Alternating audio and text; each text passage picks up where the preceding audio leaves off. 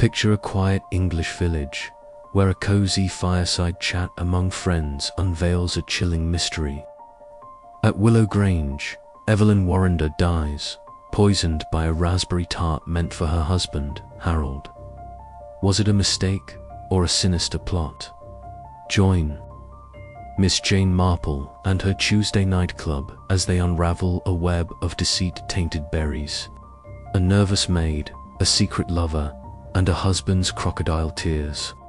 In just 30 seconds, step into a tale of betrayal where the truth hides in the ordinary, waiting for a sharp-edged spinster to expose a killer's heart. Chapter 1. The Gathering at St. Mary Meath, drawing room of Miss Jane. Marple's cottage in St. Mary Mead glowed with the soft warmth of a November fire, its flickering light dancing across the chintz curtains and polished mahogany. Outside, the village lay hushed under a blanket of frost, but within, an air of anticipation buzzed among the small circle gathered for the Tuesday nightclub. The group, an eclectic assembly of St. Mary Mead's more curious minds, had formed this ritual. Over recent months, each week, they shared a mystery, a puzzle of human folly or crime, to be dissected and solved. Tonight, as the wind rattled the casements, it was Miss Marple's turn to present a case. She sat in her backed armchair, a frail figure draped in a lavender shawl, her hands folded neatly over a piece of knitting that seemed to grow without effort. Her eyes, bright and bird-like, surveyed her guests with a quiet amusement that belied her keen perception.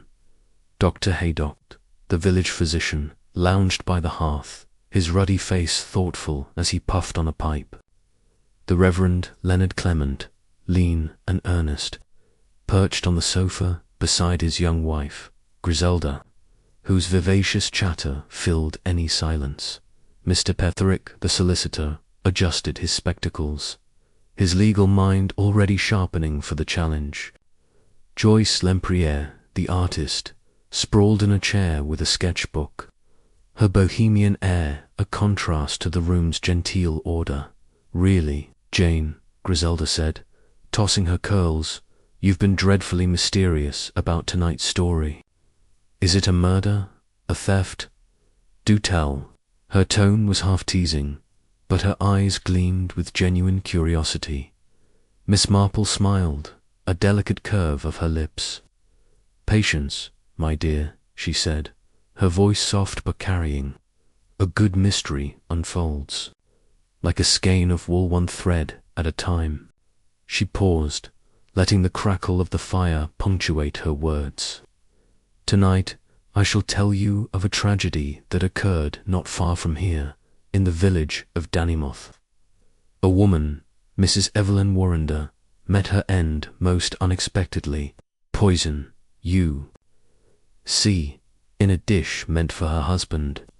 A murmur rippled through the room. Dr. Haydock raised an eyebrow, his medical interest piqued. "Poison, a nasty business. Arsenic, was it? Or something more exotic?" "Strychnine," Miss Marple replied, her tone matter-of-fact, a particularly cruel choice, for it spares no dignity in death. But the curious thing is this. The meal was prepared for Mr. Harold Warrender, yet it was Evelyn who died. An accident, the police thought, or a clever misdirection. Mr. Petherick leaned forward, his fingers steepled. "Misdirection suggests intent. Was the husband suspected?" At first, Miss Marple said, her needles clicking rhythmically. But Mr. Warrender was so distraught, so convincing in his grief, that suspicion soon turned elsewhere. A business rival, perhaps, or some unknown enemy. "The case remains unsolved, officially." Her eyes twinkled. "But I have my own thoughts." Joyce Lempriere laughed, scribbling a quick sketch of a poisoned goblet. "You always do, Miss Marple. I bet you've unraveled it already, haven't you? Some little detail everyone else missed." Miss Marple's smile deepened, but she said nothing, only inclined her head. Leonard Clement, ever the moralist, frowned. It's a grim tale, Jane. A woman's life taken, and for what? Greed, revenge, or love, Griselda interjected, her voice dramatic. Love makes people do the maddest things. Perhaps she had a lover who turned on her. Or perhaps, Miss Marple said gently, the truth lies in the ordinary, not the sensational. People are not so different, whether in Dannemouth or St. Mary Mead. They want, they fear, they hide, and in their hiding they betray themselves. Dr. Haydock chuckled, tapping out his pipe. You make it sound so simple, Jane, but poisons, a devilish thing to pin down. How do you propose we start? Miss Marple set her knitting aside, her hands still for the first time. By listening, she said, I shall tell you what I know of the Warrenders, their home, their dinner, that fatal night. And then, my friends, you may offer your theories. But beware the obvious, it is often a trap. She leaned back, her gaze distant, as if seeing the events unfold anew. Let us begin with Willow Grange, where Evelyn and Harold Warrender lived, and where a raspberry tart became the instrument of death. The room fell silent, save for the fire's soft hiss. Each member of the Tuesday night club leaned closer. Drawn into the web, Miss Marple was about to weave a web of quiet observation, subtle clues, and the unerring truth that only she could uncover. Chapter 2. The Warrender Household, the village of Dannemouth. Nestled in a fold of the Downs, some 10 miles from St. Mary Mead, was a place of quiet beauty, its cottages and hedgerows basking in the timeless charm of rural England. At its edge stood Willow Grange, a Georgian manor of weathered stone, its ivy-clad walls and mullioned windows suggesting a grandeur that had faded with the years. Here lived Mr. Harold Warrender and his wife, Evelyn, whose tragic end had stirred whispers far beyond the village bounds.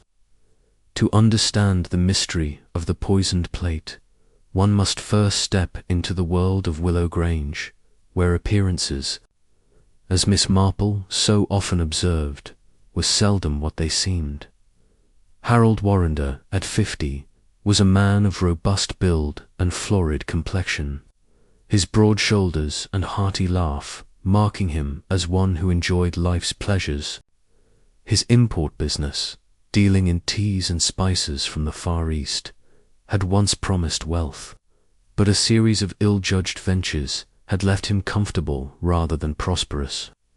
He was a familiar figure in Dannemouth, striding through the village, with a proprietary air, tipping his hat to the vicar, or pausing to jest with the postman. Yet there was a restlessness about him, a tendency to linger in London on business trips, returning with a distracted air that did not escape the villagers' watchful eyes. Evelyn Warrender, by contrast, was a figure of quiet reserve at 40. She retained a delicate beauty, her fair hair touched with silver, her blue eyes often lost in thought. She was rarely seen in the village, preferring the solitude of her garden, where she tended roses and raspberries with a devotion that bordered on obsession.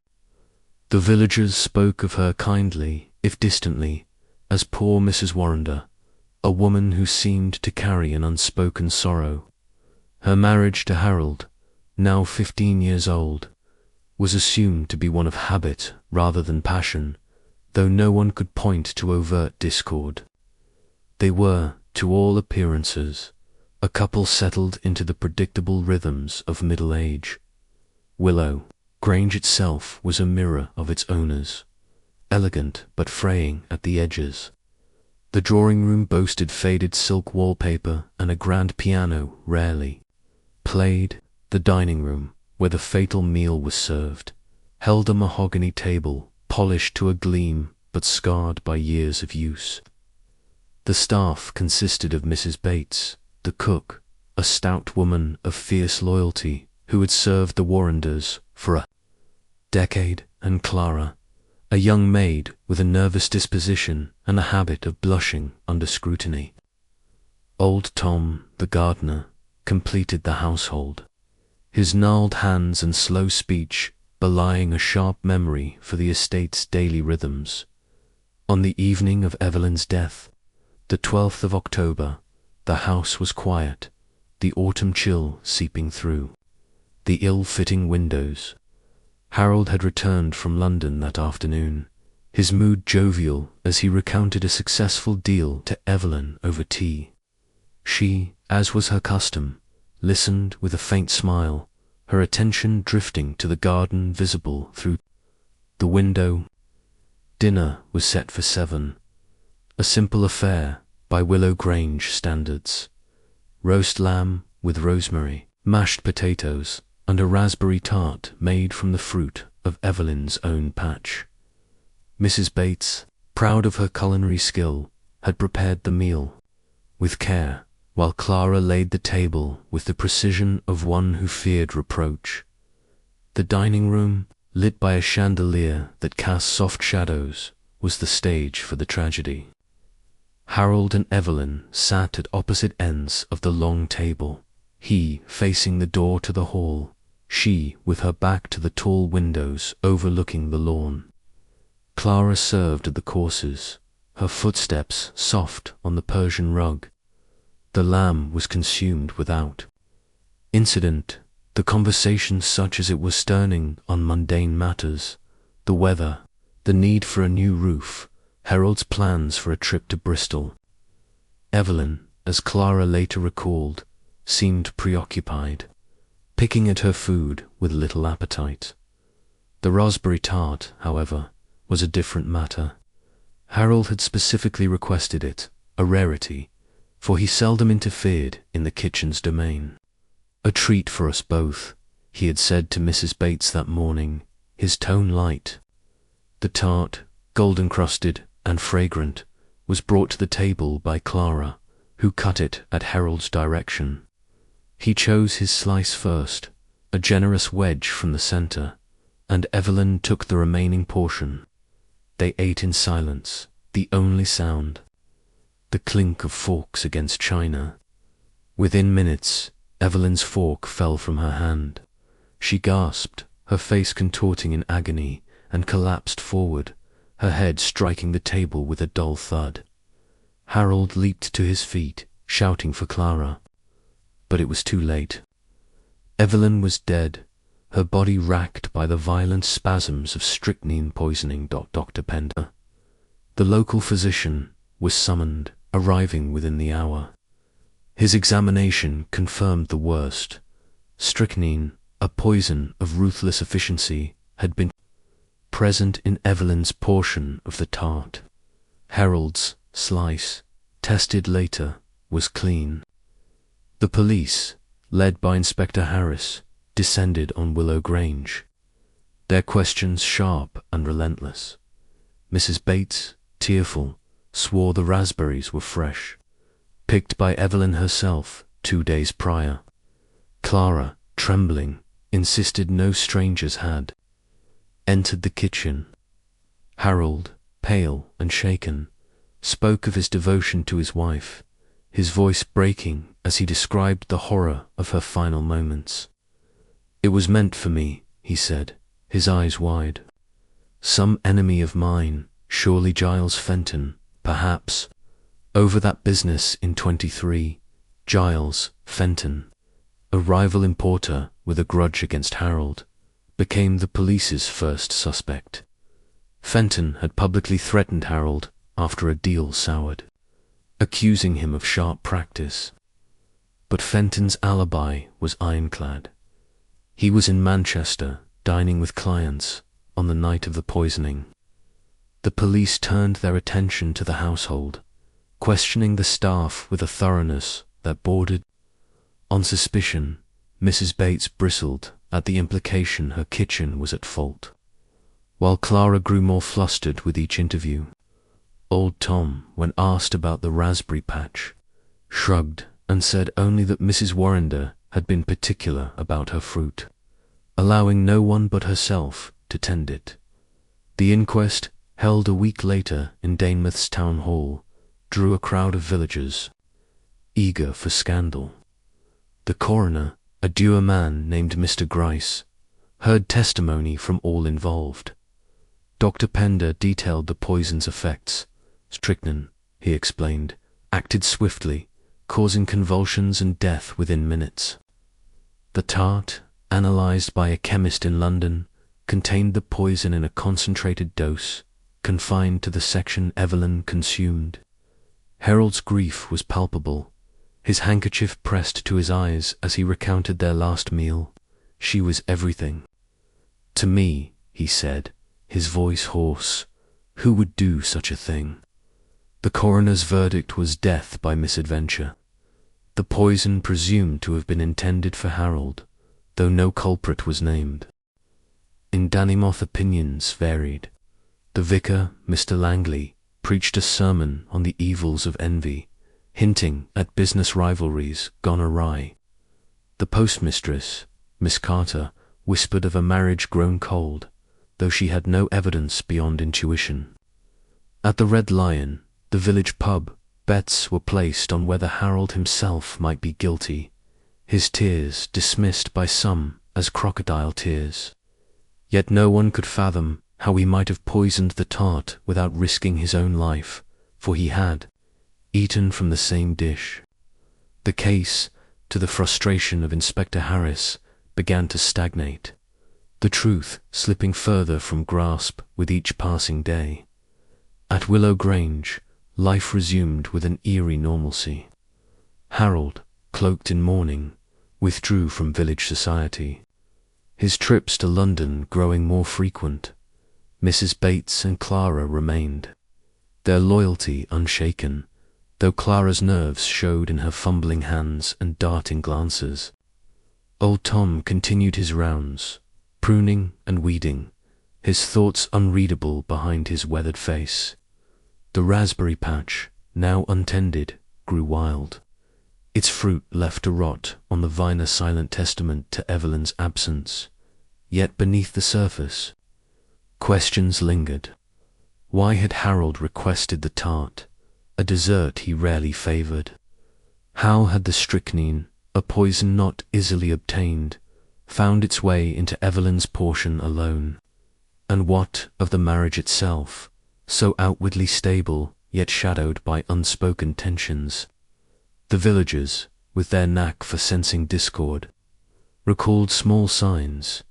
Evelyn's reluctance to join Harold at social gatherings, his impatience when she spoke of her garden, the way their voices sometimes sharpened behind closed doors.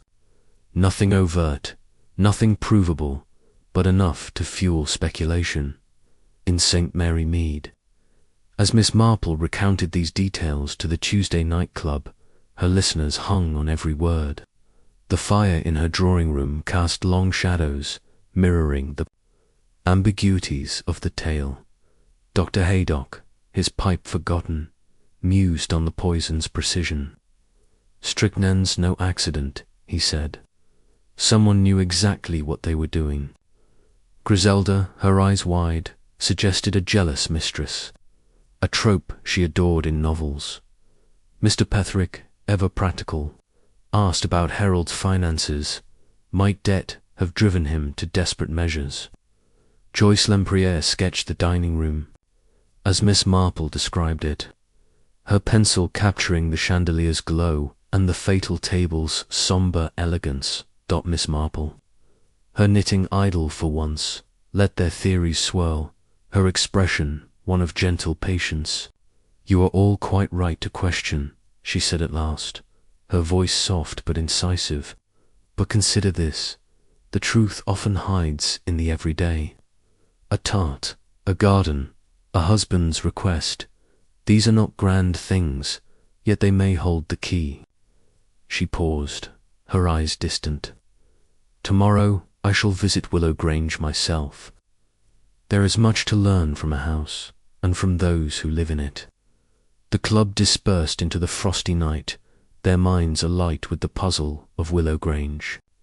In Danimouth, the manor stood silent, its secrets locked within its walls, waiting for Miss Marple's quiet step and sharper gaze to unravel them. Chapter 3. The Inquest and Suspicion. The Town Hall of Danimouth, a squat building of red brick with a clock tower that chimed erratically, was unaccustomed to such a throng as gathered on the morning of October 19th for the inquest into Mrs. Evelyn Warender's death. Villagers, their faces a mix of solemnity and barely concealed excitement, packed the benches, their whispers buzzing like bees in a hive. The air was thick with the scent of damp wool and polished wood, and the high windows, streaked with autumn rain, cast a grey pall over the proceedings. For Danimouth, where scandals were typically confined to petty thefts or disputes over livestock, a poisoning at Willow Grange was a sensation to rival the most lurid penny drevels. Miss Jane Marple, though not present at the inquest, had pieced together its details with her usual precision, drawing on accounts from Dr. Haydock, who had attended, and snippets from the village grapevine, which reached even St. Mary Mead with remarkable speed, as she would later recount to the Tuesday Night Club. The inquest was less a revelation of truth than a stage for human nature to display its contradictions, grief, guilt, and guile all jostling for prominence. It was here, in the formalities of testimony and the undercurrents of suspicion, that the mystery of the poisoned tart began to take shape, though its edges remained tantalizingly blurred. The coroner, Mr. Ernest Gryce, was a man of middle years, his thin frame and pinched features suggesting a life spent squinting at legal documents. His voice, dry as the rustle of parchment, commanded attention as he opened the proceedings, outlining the purpose to determine the cause and circumstances of Evelyn Warender's death. The jury, a dozen local men ranging from farmers to shopkeepers, sat stiffly in their Sunday best, their expressions a mix of awe and unease. Poison, after all, was not a common visitor to Danimouth. Dr. Pender, the village physician, was the first to testify. A portly man with a walrus moustache, he spoke with the measured confidence of one accustomed to authority. He described being summoned to Willow Grange on the night of the 12th, arriving to find Evelyn Warender already dead, her body contorted on the dining room floor. Strychnine, he declared, adjusting his glasses, was the cause. The symptoms, convulsions, arched spine, rhesus sardonicus, were unmistakable.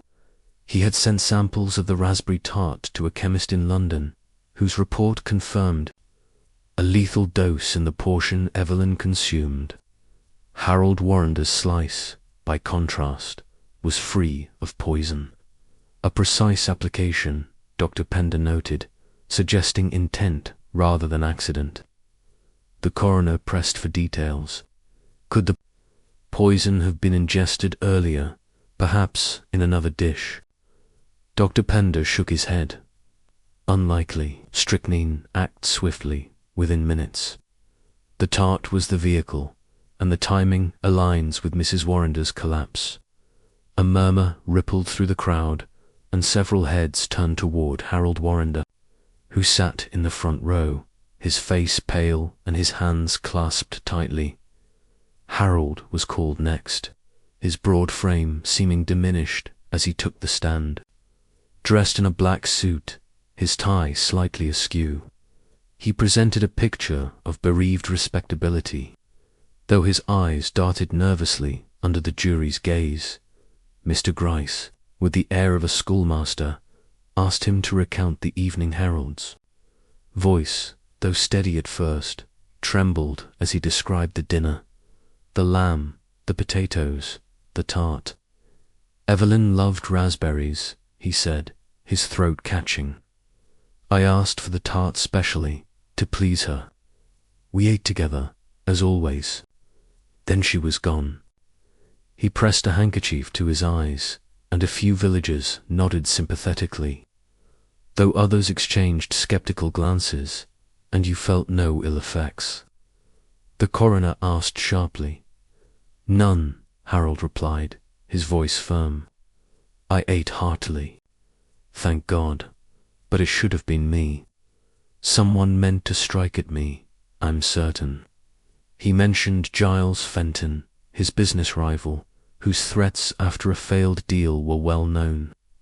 He swore he'd ruin me, Harold said, his jaw tightening. I never thought he'd stoop to this. The mention of Fenton stirred the crowd, for gossip about the feud had long circulated in Danemouth's pubs and parlours. Mr. Gryce, however, was unmoved. We deal in facts, Mr. Warrender, not conjectures.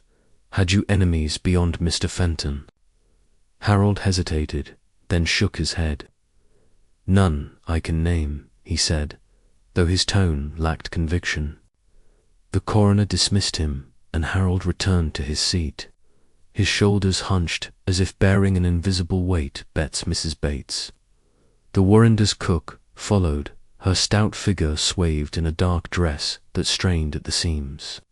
Her testimony was delivered with the indignation of a woman whose professional honour had been impugned. I've cooked for the Warrenders 10 years, she declared, her cheeks flushed. Never a complaint, never a mishap. Those raspberries came from Mrs. Warrender's own garden, picked by her 2 days before. I baked the tart myself, and no one touched it but me and Clara. She glared at the jury, daring them to doubt her. If there was poison, it wasn't from my kitchen. The coroner, unfazed, probed further. Did Mr. Warrender inspect the kitchen that day? Mrs. Bates frowned, then admitted he had come in briefly, asking about the menu. Unusual for him, she conceded, but he seemed in good spirits. She insisted no strangers had entered. The kitchen and her ingredients, flour, sugar, butter, were fresh from reputable suppliers. Her testimony, though vehement, left a lingering question. How had the poison found its way into the tart? Clara, the maid, was next, her youth and timidity a stark contrast to Mrs. Bates's bluster. Barely 20, with mousy hair and a habit of twisting her apron, she spoke in a near whisper, her eyes fixed on the floor. She described serving the dinner, cutting the tart at Mr. Warrender's instruction, and clearing the plates after the tragedy. I didn't see nothing odd, she said, her voice trembling. Mr. Warrender chose his piece first, and Mrs. Warrender took what was left. The coroner asked if she had noticed any tension between the couple. Clara blushed furiously, stammering. They was quiet, sir, but they was always quiet. Her evasiveness drew curious looks, but she offered nothing more. Old Tom, the gardener, provided a brief testimony, his slow speech and weathered face lending him an air of rustic wisdom. He confirmed that Evelyn alone tended the raspberry patch, though he occasionally weeded it at her request. She was particular about them berries, he said, scratching his chin. Wouldn't let no one near M without her say-so. Asked if he had seen anything suspicious. He shook his head. Just Mr. Warrender poking about the garden a few days before, said he was checking for pests. The detail, though minor, hung in the air, its significance unclear. Inspector Harris, the police officer overseeing the investigation, testified last. A burly man with a nonsense demeanour, he outlined the inquiries thus far. Giles Fenton's alibi d'honneur in Manchester with 3 witnesses had been verified, ruling him out. The police had searched Willow Grange but found no trace of strychnine, though its procurement, Harris noted, was not impossible for a man of means. We're exploring all avenues, he said, his tone clipped. Mr. Warrender's enemies, the household staff, even the possibility of an outsider. He admitted, however, that no clear suspect had emerged. The coroner's summation was brisk. The evidence pointed to deliberate poisoning, with the tart as the vehicle and strychnine as the agent. The absence of poison in Harold's portion suggested he was the intended target, though no motive or perpetrator could be conclusively identified. The verdict, delivered after a brief deliberation, was death by misadventure, a compromise that satisfied no one. As the crowd dispersed, their chatter filled the hall, theories ranging from vengeful creditors to secret lovers, each more fanciful than the last. In the days that followed, Danamoth simmered with speculation. The Red Lion became a hub of debate, where labourers and shopkeepers dissected the inquest over pints of ale. Some defended Harold, citing his evident grief. Others, led by the cynical blacksmith, Mr. Hodge, saw his tears as a performance. "A man don't cry that hard unless he's hiding something," Hodge declared, to murmurs of agreement. The vicar, Mr. Langley, urged charity, but even he admitted the case was troubling. Miss Carter, the postmistress, hinted at letters she had seen, nothing incriminating, but enough to suggest Harold's London trips were not all business. At Willow Grange, Harold withdrew further, his mourning a shield against prying eyes. He received few visitors, save for a solicitor from London whose presence sparked rumours of financial trouble. Mrs. Bates and Clara continued their duties, though Clara's nerves grew more frayed, her hands trembling as she poured tea. Old Tom, ever taciturn, tended the grounds, his thoughts as inscrutable as the earth he worked. The raspberry patch, now a grim reminder, was left untouched, its fruit falling to the ground in silent decay. When Miss Marple shared these details with the Tuesday nightclub, her drawing-room was a cocoon of warmth against the November chill. The fire crackled, casting shadows that danced across her delicate features. Dr. Haydock, his medical mind engaged, marvelled at the poison's precision. Strychnine in one slice and not another. That's no accident, it's artistry. Griselda, ever theatrical, proposed a scorned lover, perhaps a woman Harold had wronged. "Men like him always have secrets," she said, her eyes sparkling. Mr. Petherick, more measured, wondered about the staff. Could Clara's nervousness hide guilt?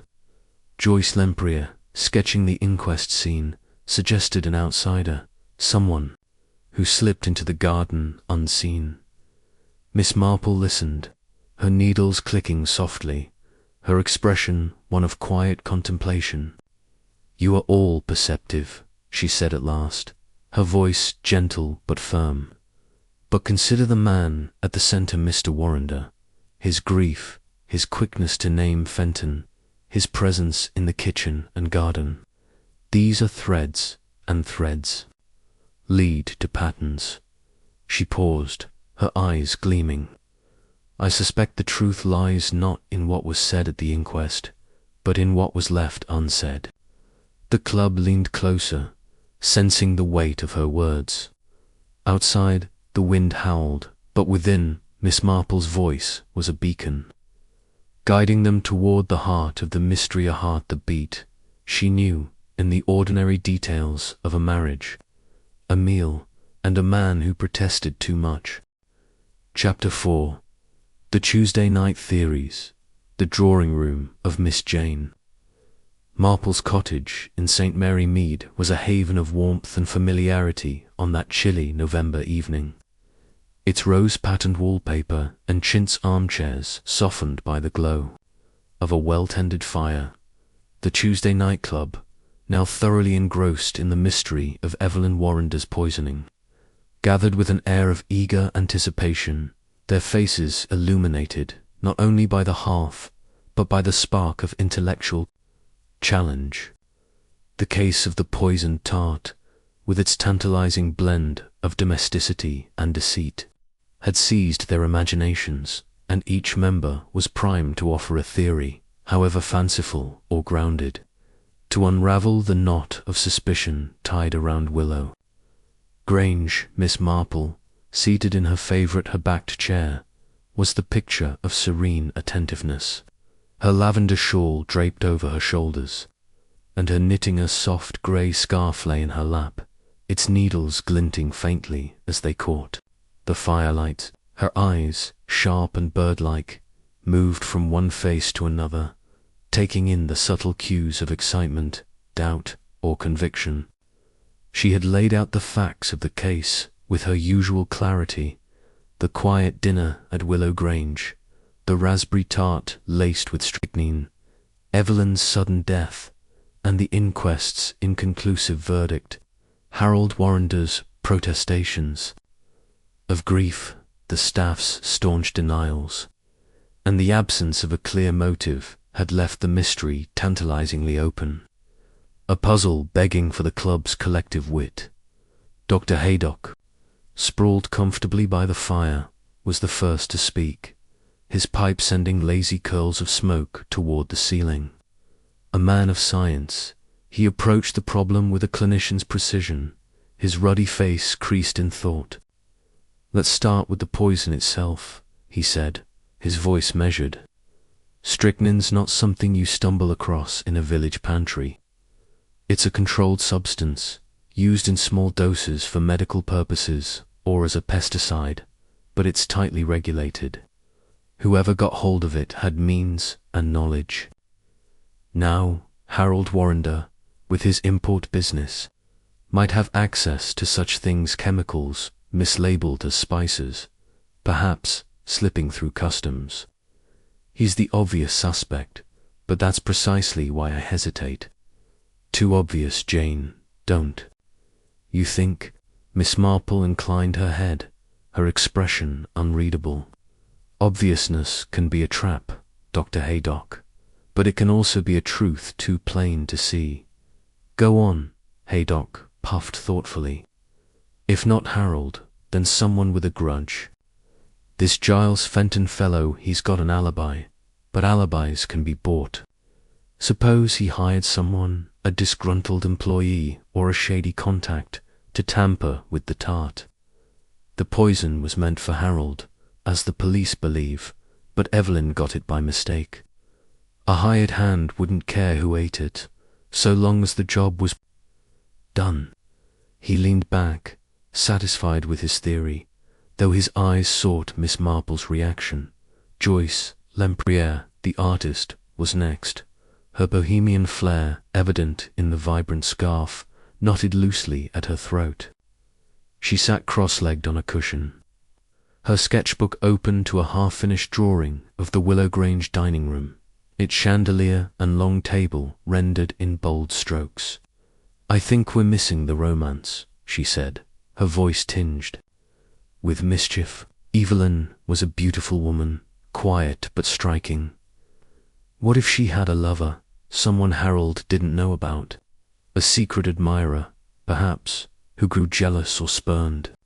He poisons the tart, thinking it's for Harold to eliminate the rival, but Evelyn eats it instead, a tragic mistake. She paused, her pencil tapping the page. It explains the precision of the poison. A lover would know her habits, her love for raspberries. Griselda Clement, perched on the sofa beside her husband, clapped her hands, her curls bouncing with enthusiasm. "Oh, Joyce, that's deliciously dramatic. A lover skulking in the shadows, driven mad by passion. But why stop there? What if Evelyn herself was the target, not Harold? Maybe this lover wasn't spurned, but betrayed. Evelyn promised to leave Harold, but changed her mind. He poisons her in a fit of rage, making it look like an attack on Harold to cover his tracks." Her eyes sparkled with the thrill of the tale, though her husband, the Reverend Leonard Clement, frowned at her exuberance. "Griselda, my dear," Leonard said, his voice gentle but firm. "We mustn't let imagination outrun evidence. There's no hint of a lover in the accounts we've heard. I'm inclined to look closer to home, not to romance, but to resentment. The staff, for instance. This maid Clara seems awfully nervous. Suppose she harbored a grievance against Evelyn, some slight, real or imagined. A young girl, overworked, perhaps scolded one too many times. She gets hold of strychnine maybe from the garden shed, mislabeled as a weed killer, and slips it into the tart, thinking to harm her mistress. The fact that Harold survived could be pure luck." He adjusted his spectacles, his earnest face reflecting a clergyman's faith in human frailty as the root of sin. Mr. Petherick, the solicitor, had been silent thus far, his legal mind sifting through the testimonies like a barrister preparing a brief. He sat upright, his hands folded over a notebook where he had jotted key points. Strychnine, tart, Harold's request. "I find myself drawn to a more practical motive," he said, his voice dry but authoritative. "Money, or the lack of it. Harold's business, we're told, has seen better days. Debts may have mounted, or perhaps Evelyn's inheritance she had won was tied up in a way that frustrated him. I've seen such cases in my practice. A husband, desperate for funds, sees only one way out. He poisons his wife, framing it as an attack on himself to deflect suspicion. The tart's specificity bothers me. Why request it unless he knew how to control the outcome? He chooses his slice first, ensuring his safety. It's cold, calculated, and entirely plausible." The room fell quiet, the weight of Petherick's theory settling over the group. Griselda shivered, her earlier levity replaced by unease. "That's horrible, Mr. Petherick," she said.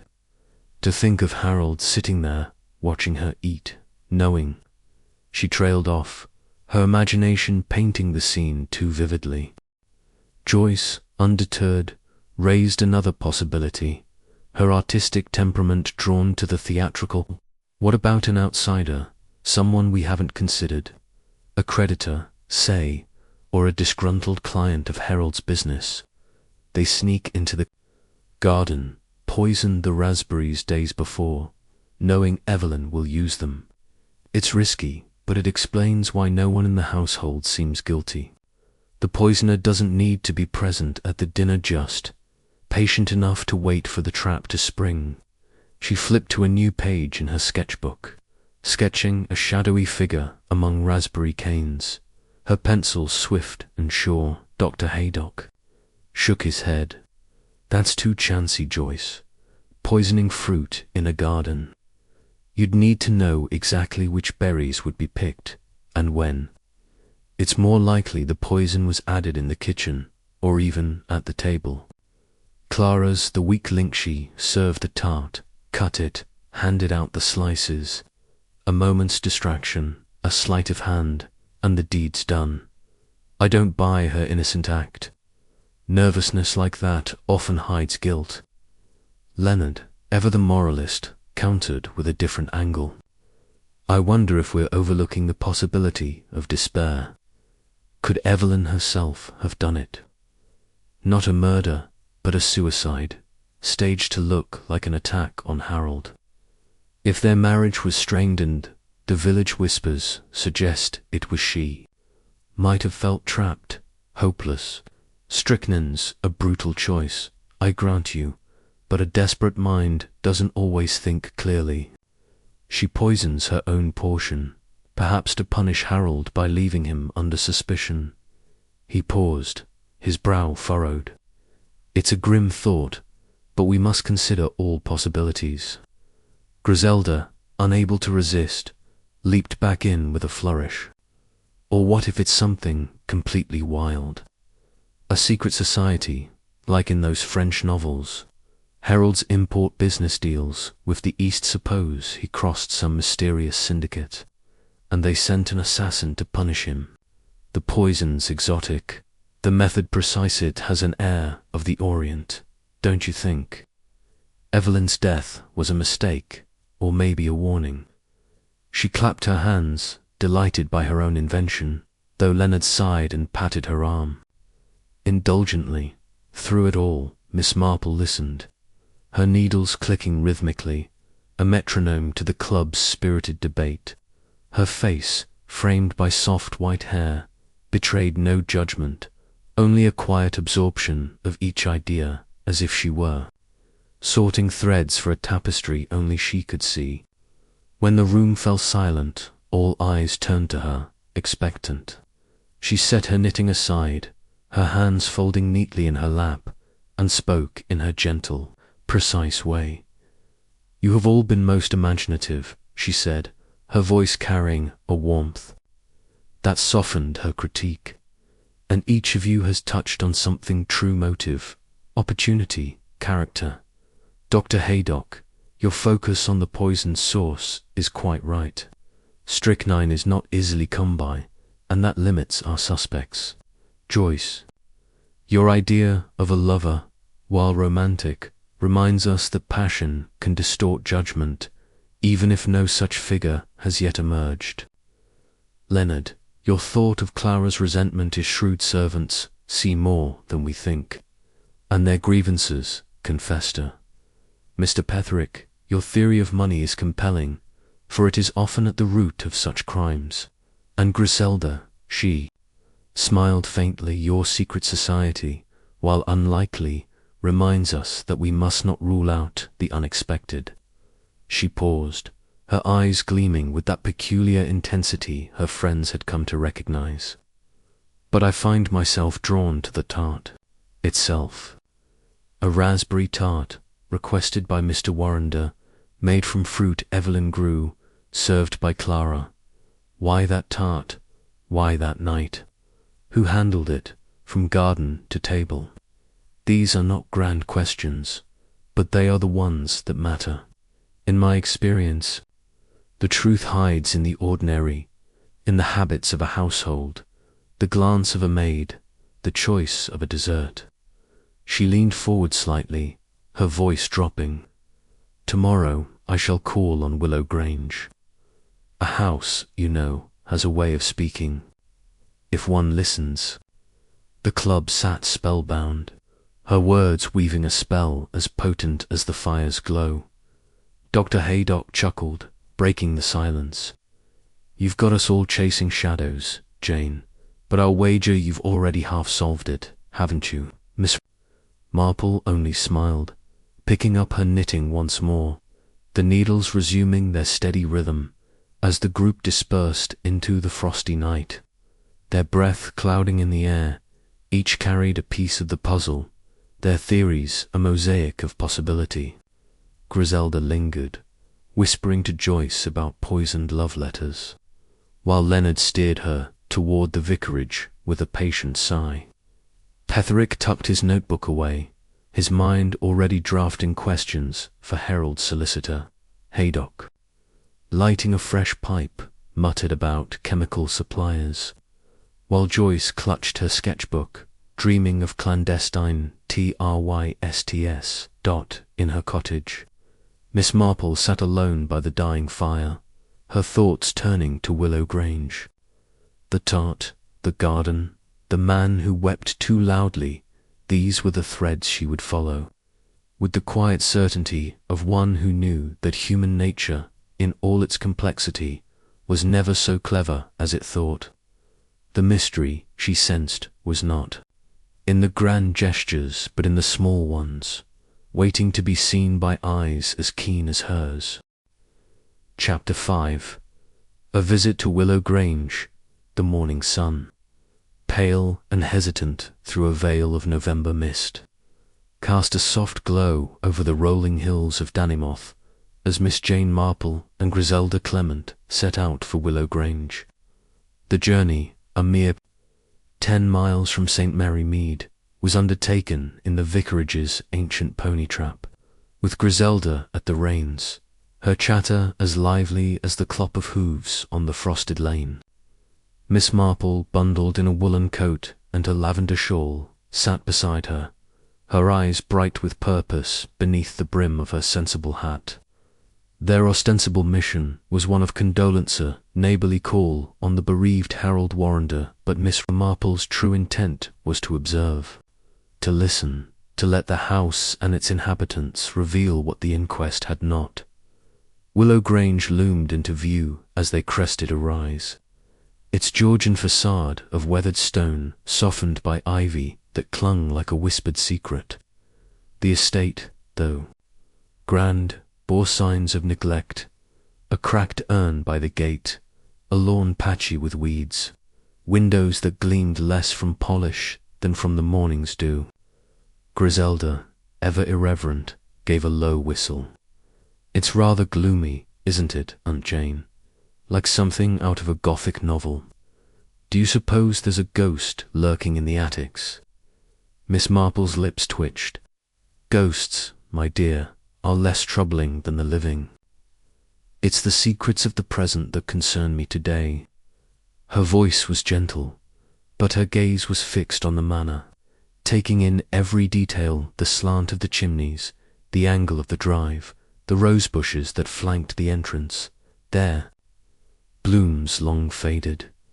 They were met at the door by Clara, the young maid, whose pale face and fidgety hands betrayed her unease. Her apron was spotless, but a stray lock of mousy hair escaped her cap, and her eyes darted nervously as she curtsied. "Mr. Warrender's in the drawing-room, ma'am," she said to Miss Marple, her voice barely above a whisper. "I'll tell him you're here." She hesitated, then added, "He's not been himself since no." With that, she scurried off, her footsteps echoing in the high-ceilinged hall. The hall itself was a study in faded elegance, a marble floor dulled by years, a chandelier draped in cobwebs, and a portrait of some long-dead Warrender ancestor gazing sternly from the wall. Griselda, peering about, murmured, "It's like stepping into a museum. How did Evelyn stand it?" Miss Marple did not reply, her attention caught by a small table bearing a vase of wilted chrysanthemums and a stack of unopened letters, their edges curling. She noted the postmarks London, mostly on the absence of condolence cards, a curious omission for a recent widow. Harold Warrender received them in the drawing-room, a spacious chamber with silk wallpaper peeling at the seams and a grand piano shrouded in dust. He rose from an armchair by the fire, his broad frame clad in morning black, though his tie was loosened, and his face bore the flushed, slightly dishevelled look of a man who had not slept well. His greeting was courteous, if strained, his handshake firm but his eyes wary. "Miss Marple, Mrs. Clement," he said, gesturing to a sofa. "Kind of you to call. Danemirth's been good to me, in its way, since." He trailed off, his hand passing over his brow as if to ward off the memory. Miss Marple, settling onto the sofa with a rustle of skirts, offered her sympathies with the practised ease of one who had attended many a village bereavement. "A terrible loss, Mr. Warrender," she said, her voice soft but clear. "Mrs. Warrender was much admired, I hear, for her garden and her gentle ways. It must be a great comfort to know she was so loved." Harold nodded, his jaw tightening. "She was everything to me, Miss Marple. Everything. I still can't fathom it why anyone would do such a thing. The police think it was meant for me, you know. Some business rival, they say, but I've racked my brain and come up empty." His voice cracked, and he turned to the fire, his hands clasped behind him. Griselda, perched beside Miss Marple, shot her a glance, her eyebrows raised at the fervour of his words. Griselda, never one for prolonged solemnity, seized the moment to lighten the mood. "Your home is quite splendid, Mr. Warrender," she said, her tone bright. "So much history. I suppose you and Mrs. Warrender spent many happy evenings here by this very fire. Her question, innocent on the surface, carried a probing edge, and Miss Marple noted Harold's slight stiffening. "We did, yes," he said, turning back to them. Evelyn loved this room, though she was often in her garden, even in the evenings. She'd come in with dirt on her hands, laughing about her roses or her raspberries.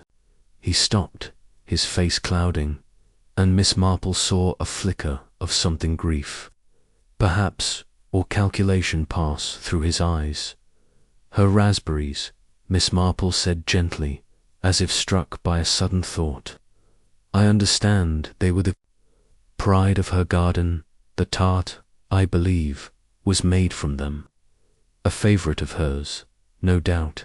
Her tone was conversational, but her eyes were keen, watching Harold's reaction. He nodded, a touch too quickly. "Yes, she loved them. I asked for the tart that night, thought it'd please her. A foolish whim, now I think of it." He gave a hollow laugh, then changed the subject, asking after St. Mary Mead's winter fair. Miss Marple obliged, her replies polite but brief, her mind elsewhere. Harold's mention of the tart had been rehearsed. She sensed his words to pat, his emotion too neatly timed. At Miss Marple's request, Harold agreed to show them the dining room where the tragedy had occurred. The room was long and sombre, its mahogany table dominating the space, flanked by 8 chairs upholstered in worn velvet. The chandelier above, though unlit, gleamed faintly, its crystals catching the grey light from the tall windows. Evelyn's place, at the end facing the garden, was marked by a chair slightly askew, as if untouched since that night. Harold's seat, opposite, faced the door to the hall, a position that struck Miss Marple as significant, though she said nothing. She paced the room slowly, her gloved hand trailing along the table's edge, her eyes noting the distance between the chairs, the angle of the windows, the faint scuff on the rug where Clara might have stood to serve.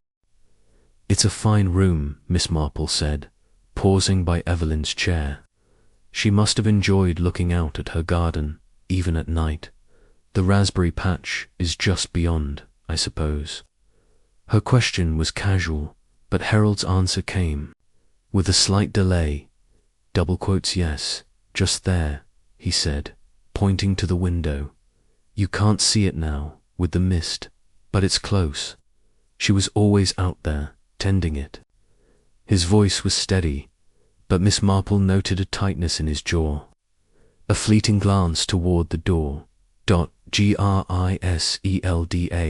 sensing the moment for a diversion, asked to see the kitchen, claiming an interest in Mrs. Bates's recipes.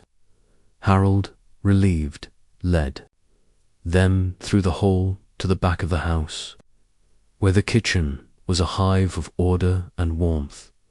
Mrs. Bates, kneading dough at a scrubbed oak table, looked up with a mix of surprise and suspicion. Her broad face, framed by a starched cap, softened only slightly at Miss Marple's introduction, but she answered their questions with gruff pride. The kitchen, she declared, was her domain, its shelves lined with jars of preserves, its copper pans gleaming. The raspberries, she confirmed, had come from Evelyn's patch, picked by the mistress herself. "I'd not trust anyone else with them," she said, her eyes narrowing. "Mrs. Warrender was particular, and I respected that." Miss Marple, peering into a pantry stocked with flour and spices, asked about Harold's visit to the kitchen. On the day of the dinner, Mrs. Bates's hands stilled on the dough. "He came in, yes," she said slowly, "asked about the menu, said he fancied a tart. Odd for him, but I thought nothing of it. He didn't touch a thing, mine just stood there, chatting." Her tone was defensive, but Miss Marple caught a flicker of doubt. A crack in her certainty. Clara, summoned to fetch tea, proved more revealing. In the hallway, Away from Harold's earshot, Miss Marple engaged her with the gentle persistence of a kindly aunt. "It must be hard, my dear," she said, "working in a house struck by such sorrow. You served the tart that night, I understand." Clara nodded, her hands twisting her apron. "Yes, ma'am. I cut it at the table, like Mr. Warrender asked." He took his piece first, then Mrs. Warrender had hers. Her voice trembled, and Miss Marple, with a reassuring pat, asked if Harold had been in the kitchen often before that day. "Sometimes," Clara admitted, her eyes darting to the floor. "More lately, though. He'd come in, look about, ask Mrs. Bates odd questions about spices, or where she kept things. I thought he was just being friendly." She flushed, as if betraying a confidence, and Miss Marple, sensing her discomfort, changed the subject to the weather. Letting the girl retreat, the visit concluded with tea in the drawing-room. A strained affair, with Harold making stilted conversation about local affairs. Griselda, playing her part, kept the talk light, but Miss Marple's mind was elsewhere, cataloguing what she had seen. The dining room's layout, with Evelyn's chair exposed to the garden's view, Harold's practiced grief undercut by his nervous glances, Clara's revelation of his kitchen visits, Mrs. Bates's defensive pride. The house itself had spoken, as she knew it would, in the language of small things: a scuff, a glance, a pause, as they drove back to St. Mary Mead. Griselda, exhilarated by their sleuthing, peppered Miss Marple with questions. "What did you make of it, Aunt Jane? Harold's so theatrical, isn't he? And Clara jumpy as a cat. Did you see anything I missed?" Miss Marple, gazing at the mist-shrouded hills, replied softly, "I saw a great deal, my dear. A table, a window, a man. Who knows more than he says? But it's the garden that interests me most. Raspberries, you see, are such personal things." Her tone was light, but her eyes held a glint of certainty, the first thread of a pattern only she could weave. Back in her cottage that evening, as the Tuesday night club prepared to reconvene, Miss Marple sat by her fire, her knitting untouched. Willow Grange had given her much to ponder: a husband's sudden interest in domestic matters, a maid's unease, a cook's loyalty, and a garden that held, she suspected, the key to Evelyn's death. The mystery, like the mist over Dannymoth, was thick, but Miss Marple's mind, sharp as her needles, was already cutting through to the truth. Chapter 6. The raspberry tart. The fire in Miss Jane Marple's drawing-room cast a steady glow over the Tuesday night club, its warmth a counterpoint to the chill of the mystery that held them in thrall. The case of Evelyn Warrender's poisoning at Willow Grange had woven itself into their thoughts, each detail a thread in a tapestry of suspicion and conjecture. Tonight, as the wind sighed outside the cottage in St. Mary Mead, Miss Marple prepared to share the insights gleaned from her visit to the manor, her focus narrowing to the heart of the tragedy, the raspberry tart that had carried death to Evelyn's plate.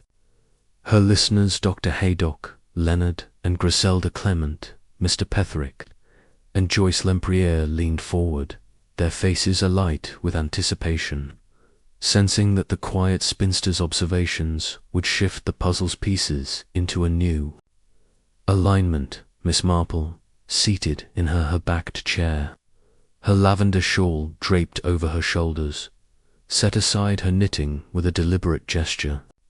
Her hands, delicate but steady, folded in her lap, and her eyes, bright with the clarity of insight, surveyed the group. "We have spoken much of motives and suspects," she began, her voice soft but commanding. "But tonight, let us consider the instrument of the crime, the raspberry tart itself. It is a simple thing, a dessert, yet it holds the secret of Evelyn Warander's death. To understand it, we must trace its journey from garden to table, and ask why it, and only it, became the vehicle for poison. She paused, letting the crackle of the fire fill the silence, then recounted the facts with her usual precision. The tart, baked by Mrs. Bates, had been made with raspberries from Evelyn's private patch, a corner of the Willow Grange garden, tended solely by the mistress herself. Harold Warrender, in a rare intervention, had requested the tart for their dinner on October 12th, a detail that had struck Miss Marple as significant during her visit. Clara, the maid, had served the tart, cutting it at the dining table under Harold's direction. He chose his slice first, a generous wedge from the centre, leaving Evelyn the remaining portion. Within minutes, Evelyn collapsed, her body racked by strychnine's cruel spasms, while Harold, unscathed, raised the alarm. The chemist's analysis, confirmed at the inquest, found the poison concentrated in Evelyn's section, absent from Harold's a precision that spoke of intent, not chance. Dr. Haydock, his pipe glowing faintly, was the first to respond, his medical mind grappling with the mechanics of the crime. "Strychnine's a devilish choice," he said, his brow furrowed. "Bitter, but in small doses, it can be masked by something sweet, like raspberries. The fact that it was only in her portion is what puzzles me. If the poison was in the tart, before it was cut, how did it end up so neatly confined? And if it was added after, who had the opportunity? Clara's the obvious candidate. She handled the serving, but she's such a mouse. I can't see her pulling it off." Joyce Lempriere, her sketchbook opened to a drawing of a tart, sliced unevenly, tilted her head. Maybe it wasn't Clara's doing. Could the raspberries themselves have been poisoned in the garden?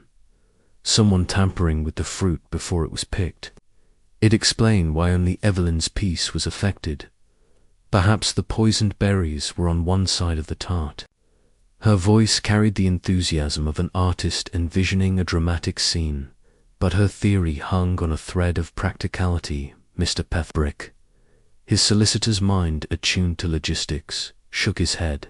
"That's too haphazard, Joyce. Poisoning. Fruit on the vine. You'd need to know exactly which berries would be used, and how they'd be arranged in the tart. It's more likely the poison was added in the kitchen. During preparation, Mrs. Bates swears no one touched the tart but her. But she might have been distracted a moment's inattention, and someone slips in the strychnine. Harold's visit to the kitchen that day bothers me. He's no cook, yet he's poking about, asking questions. Why?" Griselda Clement, her curls bouncing as she leaned forward, seized on a more sensational angle. What if the poison wasn't in the tart at all, but on Evelyn's plate? A coating, perhaps, applied before Clara served her slice. It explained the precision. No one else gets sick, not even Harold, who ate from the same dish. Someone sneaky, maybe Clara, under orders, could have done it while setting the table. Her eyes sparkled with the thrill of her idea, though Leonard, her husband, sighed at her penchant for the theatrical. Leonard, ever the voice of restraint, offered a quieter theory. "I keep thinking about the tart's significance. Harold requested it, which is odd for a man who doesn't care for desserts. Suppose he meant it as a gesture to placate Evelyn after some quarrel. But then, why poison? I wonder if we're overlooking an accident. Not strychnine meant for Evelyn, but something else, a pesticide perhaps, mistaken for sugar in the kitchen. Mrs. Bates is proud, but pride can blind one to errors. It's less sinister, but it fits the facts." His tone was earnest, reflecting a clergyman's hope for human error over malice. Miss Marple listened, her expression one of gentle patience, her needles silent as she absorbed their ideas. Each theory, she knew, held a grain of truth, but none yet captured the pattern she sensed beneath the surface. When the room grew quiet, she spoke again, her voice weaving the facts into a narrative that sharpened the mystery's edges. "Let us reconstruct the tart's journey," she said, her eyes distant, as if seeing Willow Grange anew. The raspberries were picked by Evelyn 2 days before the dinner, from a patch she guarded jealously. Old Tom, the gardener, told me she allowed no one else to tend it, save for his occasional weeding. The berries were brought to Mrs. Bates, who stored them in the pantry until the tart was baked on the morning of the 12th. She used her usual recipe: flour, butter, sugar, a touch of lemon zest. The tart was set to cool, untouched, she claims, until Clara carried it to the dining room. She paused, her gaze settling on the fire. Clara's role is crucial. She cut the tart at the table, a task Harold insisted on. He chose his slice. First, a detail that seems innocent, yet I find it telling. The dining room, as I saw it, is a place of order. Evelyn's chair by the window, Harold's facing the door. Clara stood between them, her hands steady enough to serve, though her nerves were evident. The poison, we know, was in Evelyn's portion alone. How did it get there? Not by chance, I think. Poisoners are meticulous. They plan. Dr. Haydock interjected, his curiosity piqued. "You're suggesting Harold orchestrated it, aren't you, Jane? He requests the tart, ensures he picks his slice, knowing which part is safe. But how does he get the strychnine into her portion, without risking himself? He's no chemist, and he wasn't in the kitchen when the tart was baked." Miss Marple's lips curved faintly. "Not when it was baked, perhaps, but he was in the kitchen earlier, as Mrs. Bates admitted.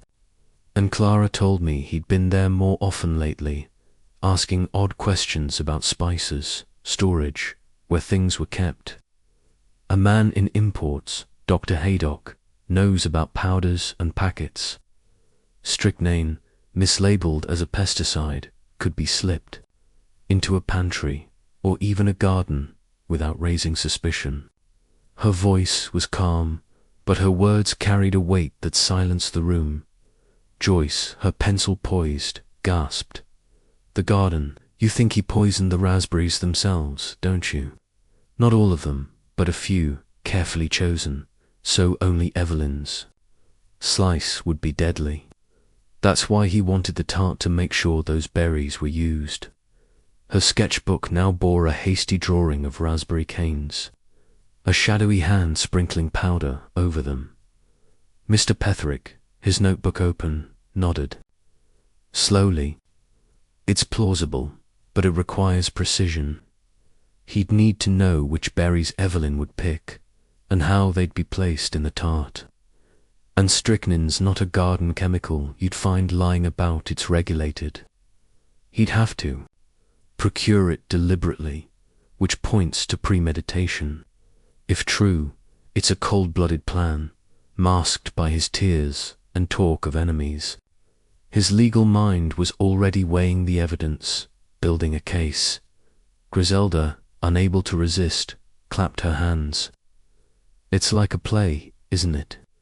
Harold, the villain, plotting in the shadows, pretending to be the victim.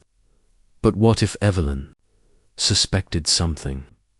Maybe she saw him in the garden, or noticed something off about the berries. Could she have eaten the tart knowingly to expose him?"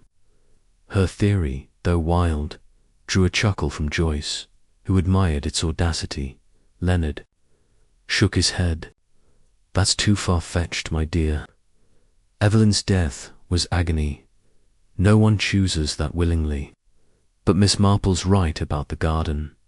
It's the source, the place where Evelyn was most herself. If Harold tampered with it, he betrayed her in the deepest way. I wonder if old Tom saw more than he's let on. Gardeners notice things, changes in the soil, marks on the plants. His voice was thoughtful, reflecting a clergyman's sensitivity to the sanctity of personal spaces. Miss Marple nodded, her eyes gleaming with approval. You are quite right, Leonard, to think of the garden. It is Evelyn's domain, her refuge. To poison it would be to strike at her heart.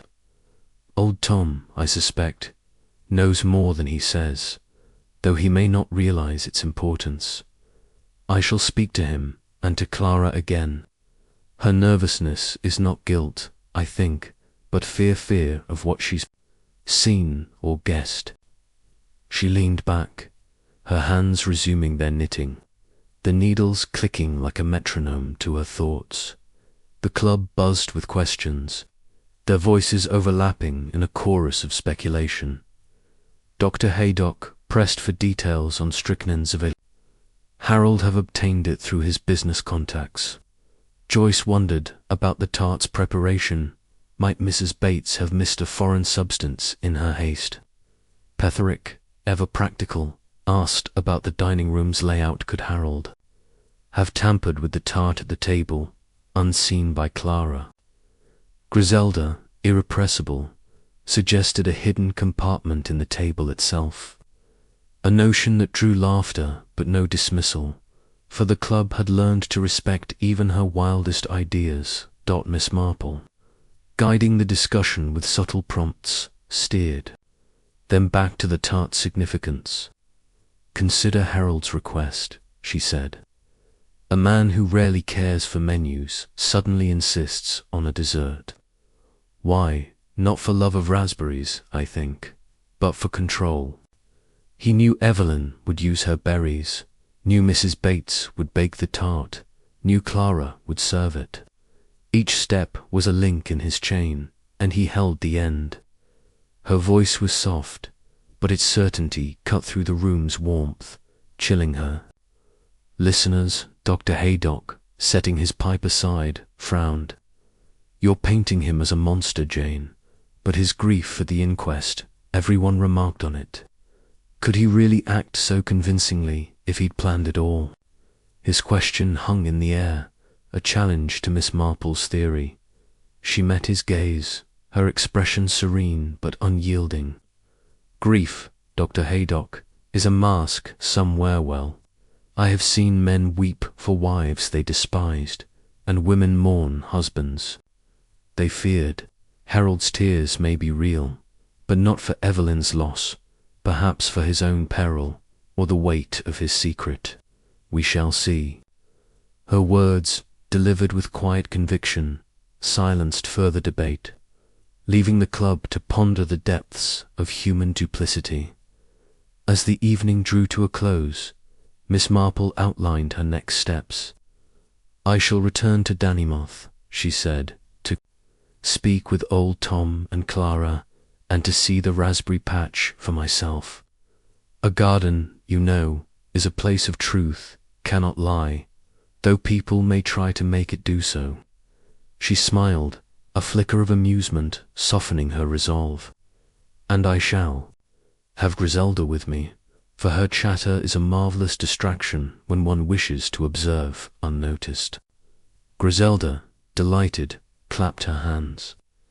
Oh, Aunt Jane, we're proper detectives now. I'll be your Watson, or perhaps your Irene Adler, something glamorous. Her laughter filled the room, easing the tension, though Leonard's sigh suggested he dreaded the chaos she might unleash. The club dispersed into the frosty night, their minds alight with the tart's dark journey. Joyce clutched her sketchbook, dreaming of poisoned berries under moonlight. Petherick tucked his notebook away, his thoughts on legal precedents for premeditated murder. Haydock, relighting his pipe, muttered about chemical suppliers, while Leonard steered Griselda home, her voice still bubbling with theories.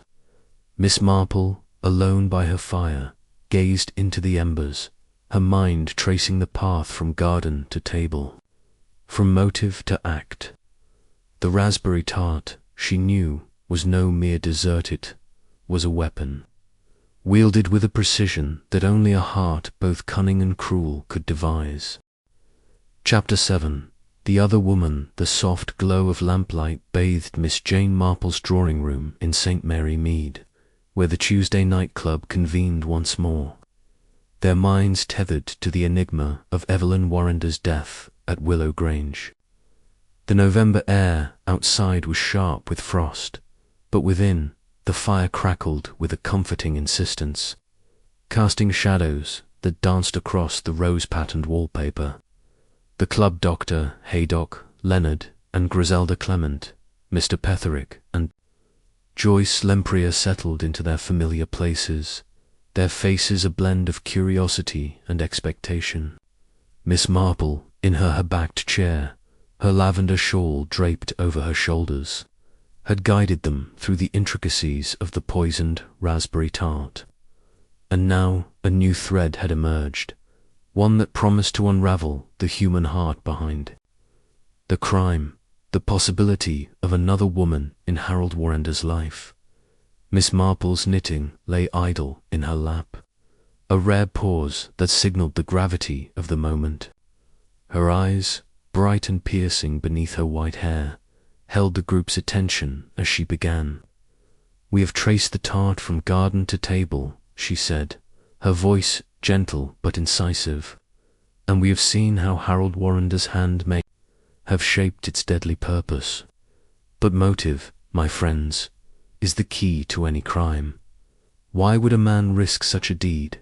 Money, perhaps, or fear, or ambition, or, as is so often the case, love or what passes for it."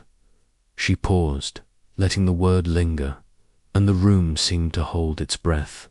Mr. Petherick, the solicitor, had uncovered the first clue, his legal connections proving as valuable as Miss Marple had anticipated. With a discreet inquiry through a colleague in London, he had learned of a rumour swirling in the city's business circles. Harold Warander had been seen in the company of a young woman, Miss Laura Kendall, a typist, employed at his import firm. The club, when last they met, had speculated on motives ranging from debt to revenge, but this new revelation shifted their focus, casting Harold's tears and protestations in a darker light. Petherick, his notebook open, adjusted his spectacles, and spoke with the precision of a man accustomed to affidavits.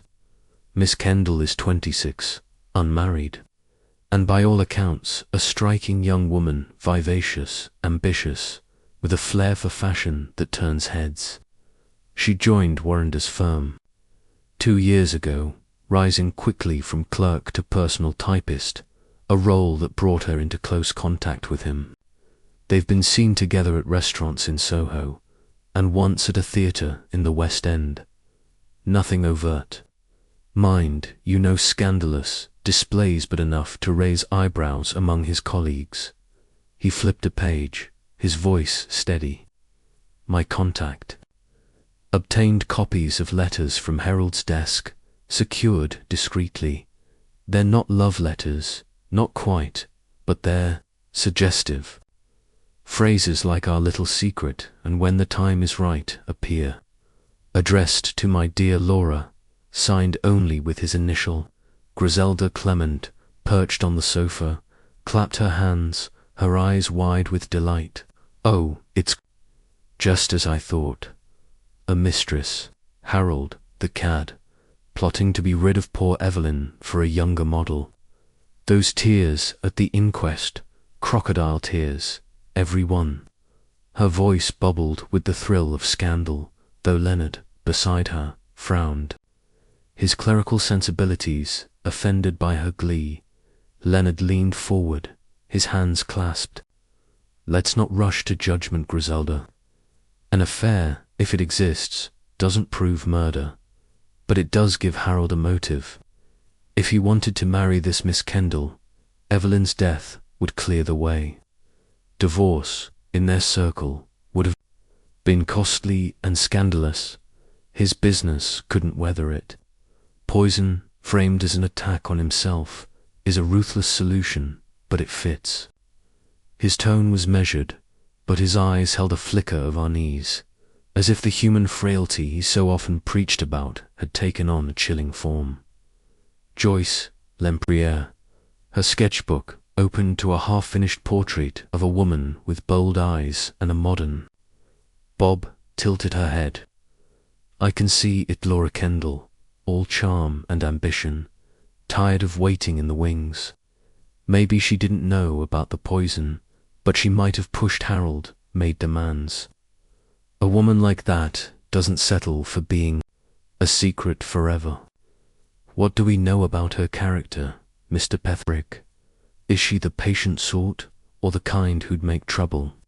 Her pencil tapped the page, her artist's imagination already painting Laura as a femme fatale. Petherick consulted his notes. My contact describes her as impatient, even impulsive. She's spoken openly at the office about wanting more responsibility, more status.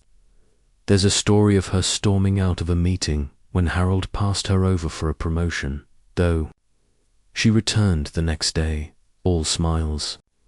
She's clever, but not discreet.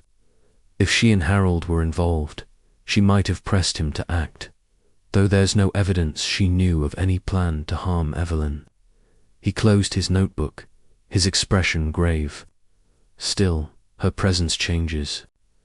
Everything, Harold's grief, his quickness to blame Giles Fentonit, all feels like a performance now. Dr. Haydock, puffing on his pipe, nodded thoughtfully. It does, doesn't it? A man in love or infatuated can do desperate things, but the mechanics still trouble me. If Harold poisoned the tart to kill Evelyn, how did he ensure only her slice was deadly? He ate from the same dish, and not something you sprinkle like sugar without risking yourself. Could Laura have been involved, not just as a motive, but as an accomplice?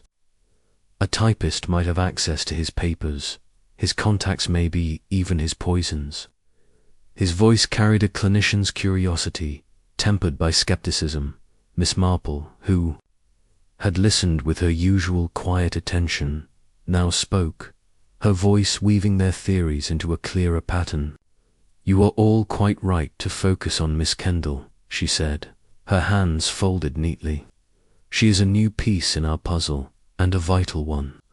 A man like Harold Warrender, restless, vain, perhaps bored in his marriage, might see in Laura Kendall not just a lover, but a chance to reclaim his youth, his ambition. But love, or its counterfeit, is a dangerous spark. It can ignite a plan, or it can blind a man to his own recklessness. She paused, her eyes gleaming with that peculiar intensity her friends knew well. Let us consider Harold's actions in this light, she continued. He requests the tart, a gesture that seems thoughtful but ensures Evelyn's raspberries are used. He visits the kitchen, an unusual habit, and lingers in the garden, where old Tom saw him inspecting the raspberry patch. At dinner, he chooses his slice first, a small act of control. These are not the actions of a man acting on impulse, but of one who has planned, perhaps urged on by a woman who will not wait forever. Miss Kendall's impatience, as Mr. Petherick describes, is telling. She is not content to be a shadow in his life. She wants the stage. Griselda, unable to contain herself, interjected. So you think Laura put him up to it? Not with the poison, maybe, but by making him feel he had to act. Oh, it's wickedly clever. She plays the siren, he plays the fool, and poor Evelyn pays the price. Her voice was dramatic, but her eyes sought Miss Marple's approval. Sensing the older woman's theory was leading somewhere darker, Miss Marple's lips twitched, a faint smile acknowledging Griselda's flair. Not quite, my dear, I do not. believe Miss Kendall wielded the poison, nor do I think she knew of it. A woman of her temperament, bold, impatient, would not trust such a delicate plan to Harold's hands. But her presence, her demands, may have been the catalyst. Harold, I suspect, saw Evelyn's death as his escape, not just from a marriage grown stale, but from a life that no longer suited him. The tart, the garden, the tears all were part of his design to make the world believe he was the target. Joyce, her sketch now complete, held it up. Laura Kendall, sharp and confident, a contrast to the quiet Evelyn. But how do we prove it? She asked. The letters are suggestive, but they're not a confession. And if Laura didn't know, she's no help. Do we confront Harold, or dig deeper into his business? There might be more in London. Witnesses, something tying him to the strychnine. Petherick, ever the pragmatist, nodded. I can make further inquiries. My contact in London could speak to Miss Kendall's colleagues, perhaps even to her directly, though discreetly. If she's as impulsive as reported, she might let something slip about Harold's plans. His mood before the dinner, even his access to chemicals. His import business is the key, I think. Strychnine could have come through his trade routes, mislabeled as a spice or pesticide. His voice was steady, but his eyes betrayed a growing conviction that Harold was guilty. Dr. Haydock, setting his pipe aside, raised a caution. We're building a strong case, but it's circumstantial. The police searched Willow Grange and found no strychnine. If Harold got it through his business, he'd have covered his tracks, destroyed receipts, bribed suppliers. And Laura's role, as Jane says, is likely indirect. We need something concrete, a witness, a document, or the poison itself. Clara's still a weak link. Her nervousness, her access to the tart. Could she have seen Harold do something, even unwittingly? His medical mind, trained to diagnose, sought the definitive proof that would clinch the case. Leonard, his hands steepled, offered a moral perspective. I find myself troubled by the human cost. If Harold did this, driven by desire for Laura, he's not just a murderer, but a betrayer of Evelyn, of his vows, of himself. And Laura, if she's innocent of the act, is still complicit in her way by fanning his discontent. I wonder if she suspects him now, or if she's blind to his nature. A woman like that might see only what she wants, a future with him, not the blood on his hands. His voice was soft, but its weight reminded the club of the tragedy's deeper toll. Miss Marple, guiding the discussion with her quiet authority, turned their attention to the next steps. Miss Kendall is indeed a thread we must follow, she said. Mr. Petherick, your inquiries in London will be invaluable. We need to know more of her words, her actions, her influence on Harold. But we must also look closer to home. Clara, as Dr. Haydock says, is key. Her fear suggests she knows something, perhaps without understanding its significance. And old Tom, the gardener, he saw Harold in the raspberry patch, a place Evelyn guarded fiercely. I shall visit Dannemouth again to speak with them both, and to see the garden once more. It is there, I believe, that the truth took root. She leaned forward, her voice dropping to a conspiratorial whisper. Consider this. A man who loves another woman does not act rashly. He plans, he waits, he watches. Harold's visits to the kitchen, his interest in the garden, his choice of the Tarthies, are not accidents, but steps in a dance he choreographed. The strychnine, I suspect, was not sprinkled at random, but placed with care, perhaps in the berries themselves, where only Evelyn's hand would find them. The garden, you see, is not just a place, it is a mirror of her trust and his betrayal. The club sat spellbound, her words painting a picture of calculated deceit. Griselda, her earlier levity gone, shivered. "It's so cold, Aunt Jane." To use her own raspberries, her pride and joy, against hurts monstrous. Her voice trembled, and Leonard patted her hand, his own face grim. Joyce, closing her sketchbook, asked, "But how do we catch him? If he's this clever, he won't have left a trail." The police missed the poison, and Clara's too scared to talk. "Do we set a trap, like in a detective story? Get Laura to confront him, see if he cracks?"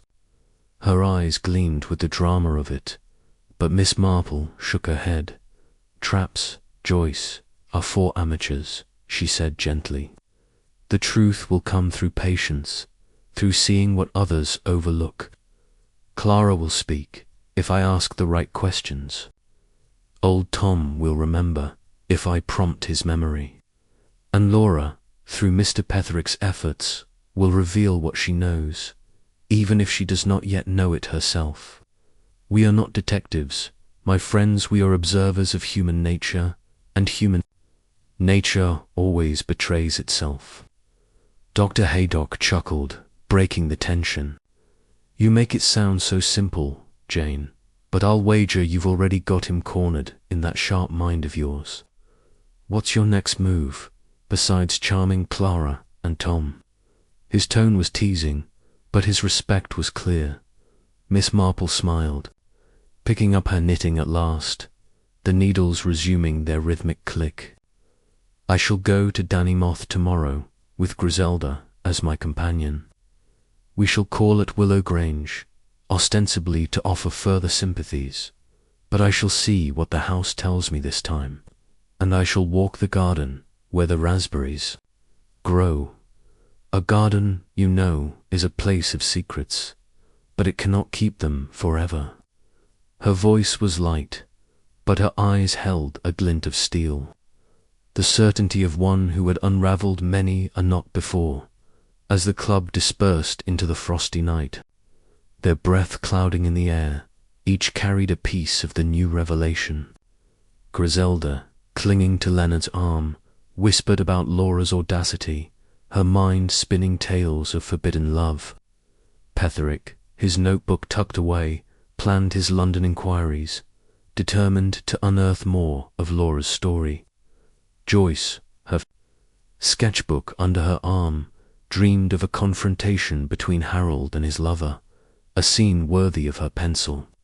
Haydock, relighting his pipe, muttered about chemical suppliers, his skepticism tempered by Miss Marple's quiet conviction. In her cottage, Miss Marple sat alone by the dying fire, her thoughts on Laura Kendall and the man who might have killed for her. The other woman, she knew, was not the villain, but the spark that had lit a fuse long smouldering in Harold's heart. The truth, as always, lay in the small things, the glance of a maid, the memory of a gardener, the choice of a tart. With her next visit to Willow Grange, Miss Marple would tug at those threads, certain that the pattern of betrayal would soon emerge, clear and undeniable, from the shadows of Dannymoth. Chapter 8. The Gardener's Tale. The pale light of a November dawn crept over the hills of Dannymoth, softening the stark outlines of Willow Grange as Miss Jane Marple and Griselda Clement approached in the vicarage's creaking pony trap. The air was crisp, scented with damp earth and fading leaves, and a thin mist clung to the hedgerows, lending the manor an air of quiet mystery. Miss Marple, wrapped in her woolen coat and lavender shawl, sat with her hands folded, her eyes keen, beneath her sensible hat. Griselda, at the reins, chatted brightly, her curls bouncing with each jolt of the trap, though her glances toward Miss Marple betrayed her eagerness for the day's sleuthing.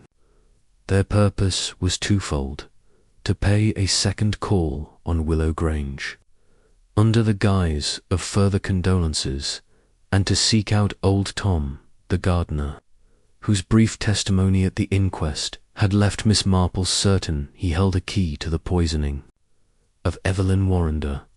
Willow Grange, with its ivy-clad stone and weathered elegance, seemed to watch their arrival, its windows glinting like eyes in the morning light.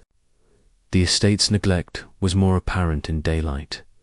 The drive was rutted, the rose bushes by the entrance brittle and unpruned, and the lawn bore patches where weeds had claimed victory. Griselda, reining in the pony, gave a theatrical shiver. "It's positively eerie, Aunt Jane, like a house that knows too much. Do you think old Tom will talk, or is he one of those silent types who glares and says nothing?" Miss Marple's lips twitched. "Gardeners, my dear, are often silent, but they see everything. Old Tom will speak if I ask the right questions. And gardens, you know, are far more honest than people." Her voice was gentle, but her gaze was fixed on the manor's grounds, where the raspberry patch, Evelyn's pride, lay hidden beyond. The house. They were met at the door by Clara, the maid, whose nervous demeanour had not softened since their last visit. Her pale face flushed as she curtsied, her hands twisting her apron.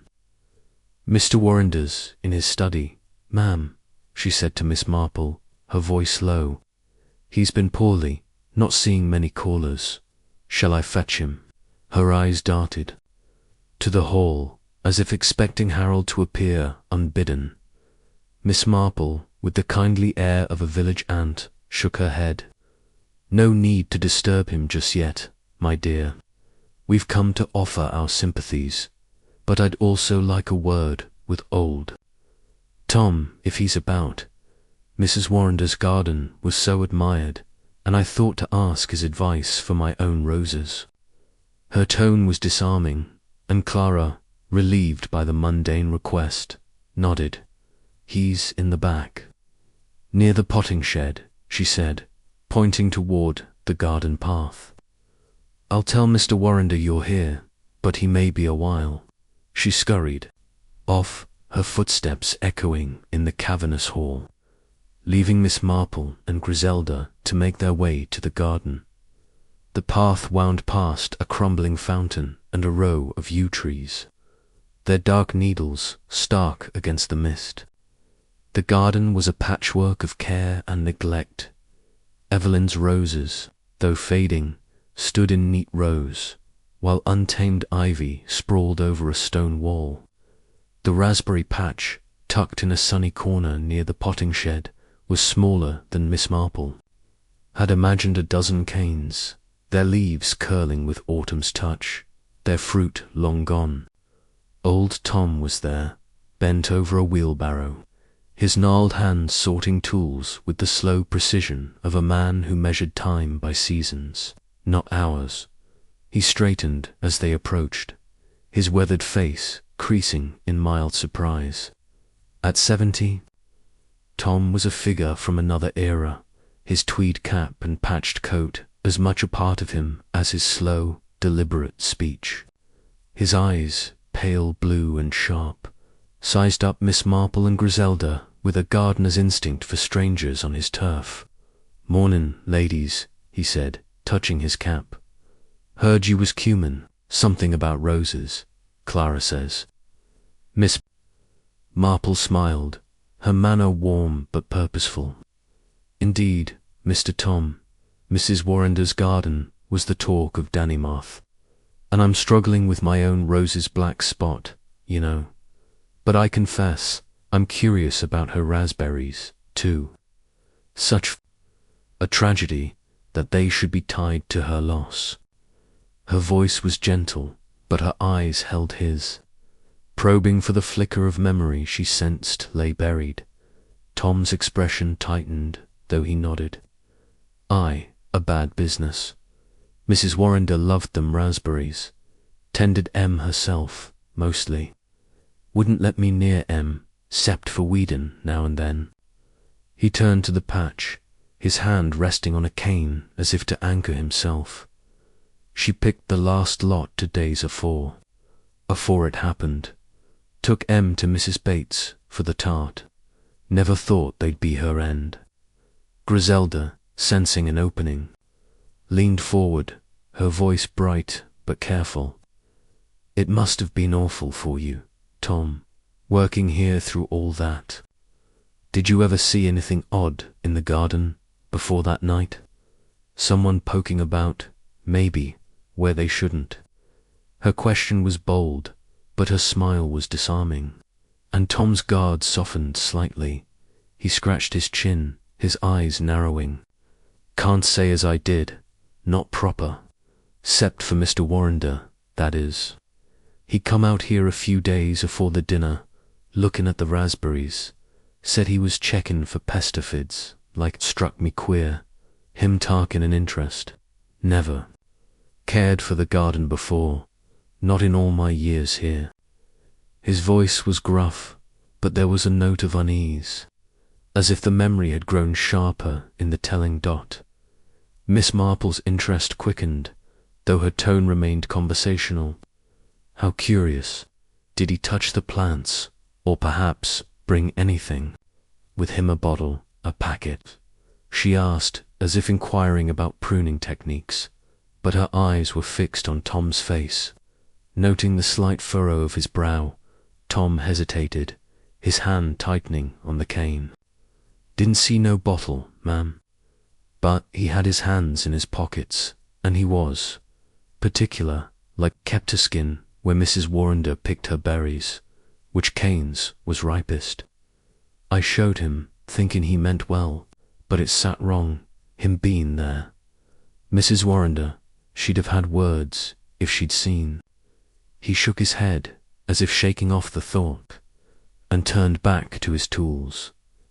Miss Marple exchanged a glance with Griselda, whose eyes widened with suppressed excitement. "Thank you, Tom," Miss Marple said, her voice warm. "You've been most helpful. Might we see the potting shed? I'm told you keep it as tidy as a parlor." Her request was a pretext, but Tom, mollified by her praise, led them to the shed, a small structure of weathered wood, its shelves lined with clay pots and sacks of compost. Inside, the air was earthy, tinged with the sharp scent of fertilizer. Miss Marple moved slowly, her gloved hands brushing against a shelf where a row of bottles stewed linseed oil, copper sulfate, and others labeled in faded ink. She paused at a gap where a bottle might have sat, the wood slightly discolored, as if something had been removed. "You keep everything so orderly," she said to Tom, who hovered by the door. "Do you ever use pesticides on the raspberries? Something strong, perhaps, to keep the pests at bay?" Tom frowned, his hands clasped behind him. "Not on them raspberries, ma'am. Mrs. Warrender wouldn't have it. Said chemicals spoiled the taste. I used soap water for aphids, nothing more. If Mr. Warrender was thinking of something stronger, he never told me." His voice was firm, but Miss Marple noted a flicker of doubt, as if he were piecing together his own suspicions. Griselda, peering at a sack of bone meal, kept the conversation light. "You must miss her, Tom, Mrs. Warrender. I mean, she sounds like she was a proper gardener, not just a lady with a hobby." Her tone was sincere, and Tom's expression softened, his loyalty to Evelyn evident. "Aye, she was that," he said. "Knew every plant, every root. This place ain't the same without her. Mr. Warrender, he don't care for it lets it go to ruin, now she's gone." There was a bitterness in his voice, a resentment Miss Marple filed away for later consideration.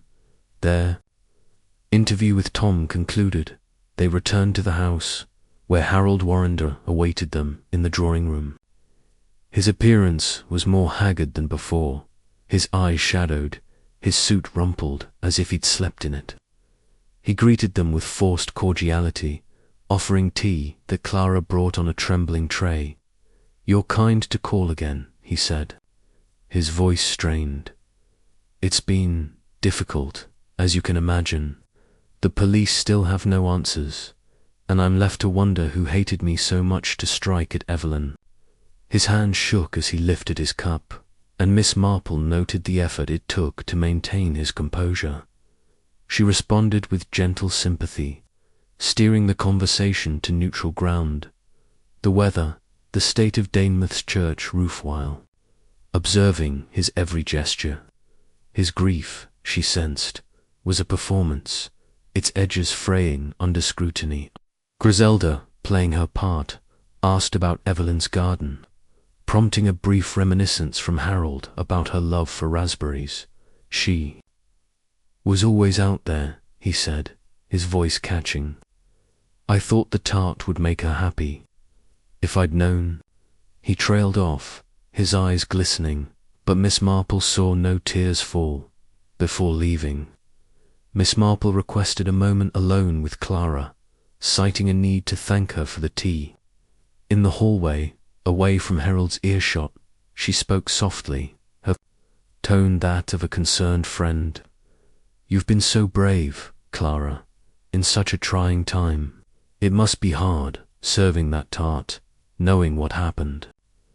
Did you notice anything strange that night about Mr. Warrender, perhaps, or the way he chose his slice?" Her question was gentle, but her eyes were sharp. Catching the girl's sudden flush, Clara's hands twisted her apron, her voice barely audible. I don't know, ma'am. He was particular about the tart, said to cut it just so. Took the middle piece, quick like. I didn't think nothing of it, not then." She hesitated, then added, "He's been different since.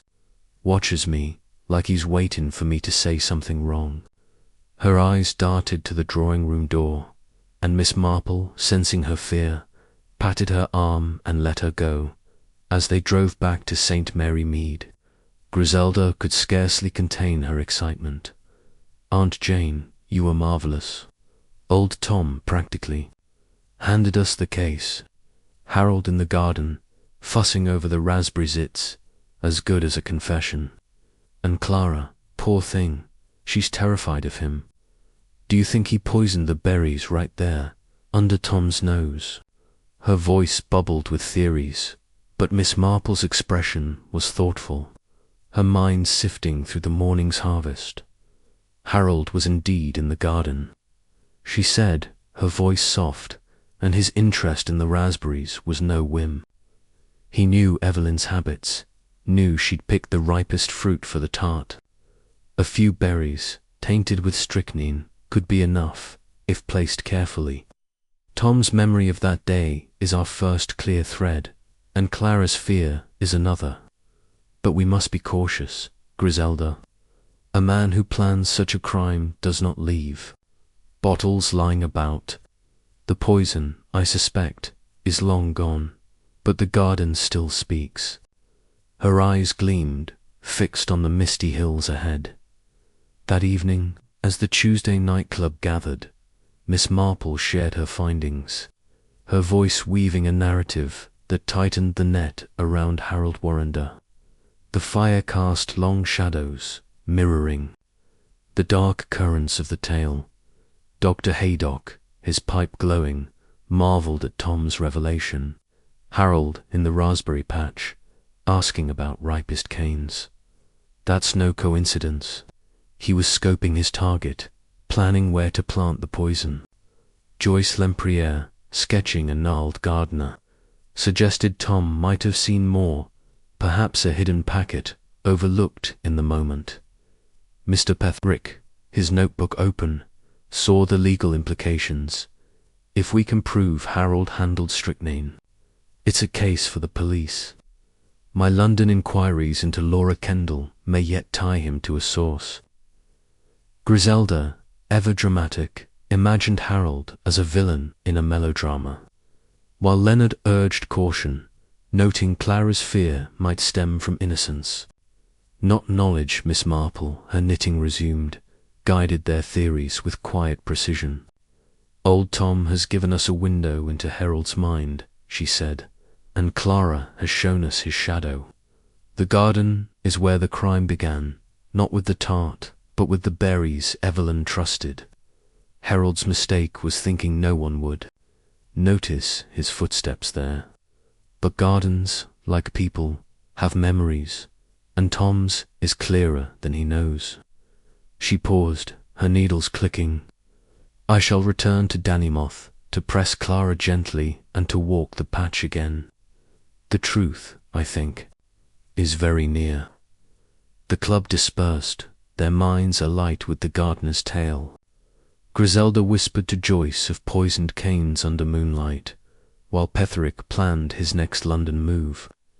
Haydock, relighting his pipe, pondered chemical suppliers, and Leonard steered Griselda home, her theories unabated, in her cottage. Miss Marple sat by the fire, her thoughts on the raspberry patch, where a husband's betrayal had taken root, waiting for her to unearth it with the patience of a gardener and the sharpness of a sleuth. Chapter 9. The misdirection unraveled the drawing-room of Miss Jane. Marple's cottage in St. Mary Mead was a cocoon of warmth against the biting November chill, its fire casting a steady glow over the Tuesday nightclub. The familiars, Haydock, Leonard and Griselda, Clement, Mr. Petherick, and Joyce Lempriere, gathered with an air of heightened anticipation, their thoughts tethered to the dark puzzle of Evelyn Warrender's poisoning at Willow Grange. The case, with its layers of domestic deceit and calculated cruelty, had drawn them into a web of clues, each thread leading closer to the truth. Tonight, Miss Marple, with her quiet authority and unerring insight, was poised to lay bare the heart of the mystery, unravelling the misdirection that had shielded Harold Warrender's guilt. Miss Marple sat in her backed chair, her lavender shawl draped over her shoulders, her knitting a soft grey scar resting untouched in her lap. Her hands, delicate but purposeful, folded neatly, and her eyes, bright with the clarity of conviction, surveyed her listeners. The club had followed her through the intricacies of the case, the poisoned raspberry tart, Harold's suspicious behaviour, the nervous maid Clara, the gardener Old Tom's revelations, and the shadow of Laura Kendall, the other woman in Harold's life. Now, as the fire crackled and the wind rattled the cottage windows, Miss Marple prepared to weave these threads into a pattern that exposed the killer's design. "My friends," she began, her voice gentle but resonant, "we have traced the path of the raspberry tart from Evelyn Warrender's garden to her dining table, and we have seen how each step bore the mark of intent.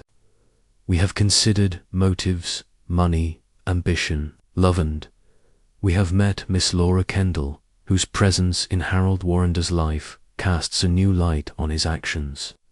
Tonight, I propose to lay out the truth as I see it, not as a guess, but as a pattern woven from the facts.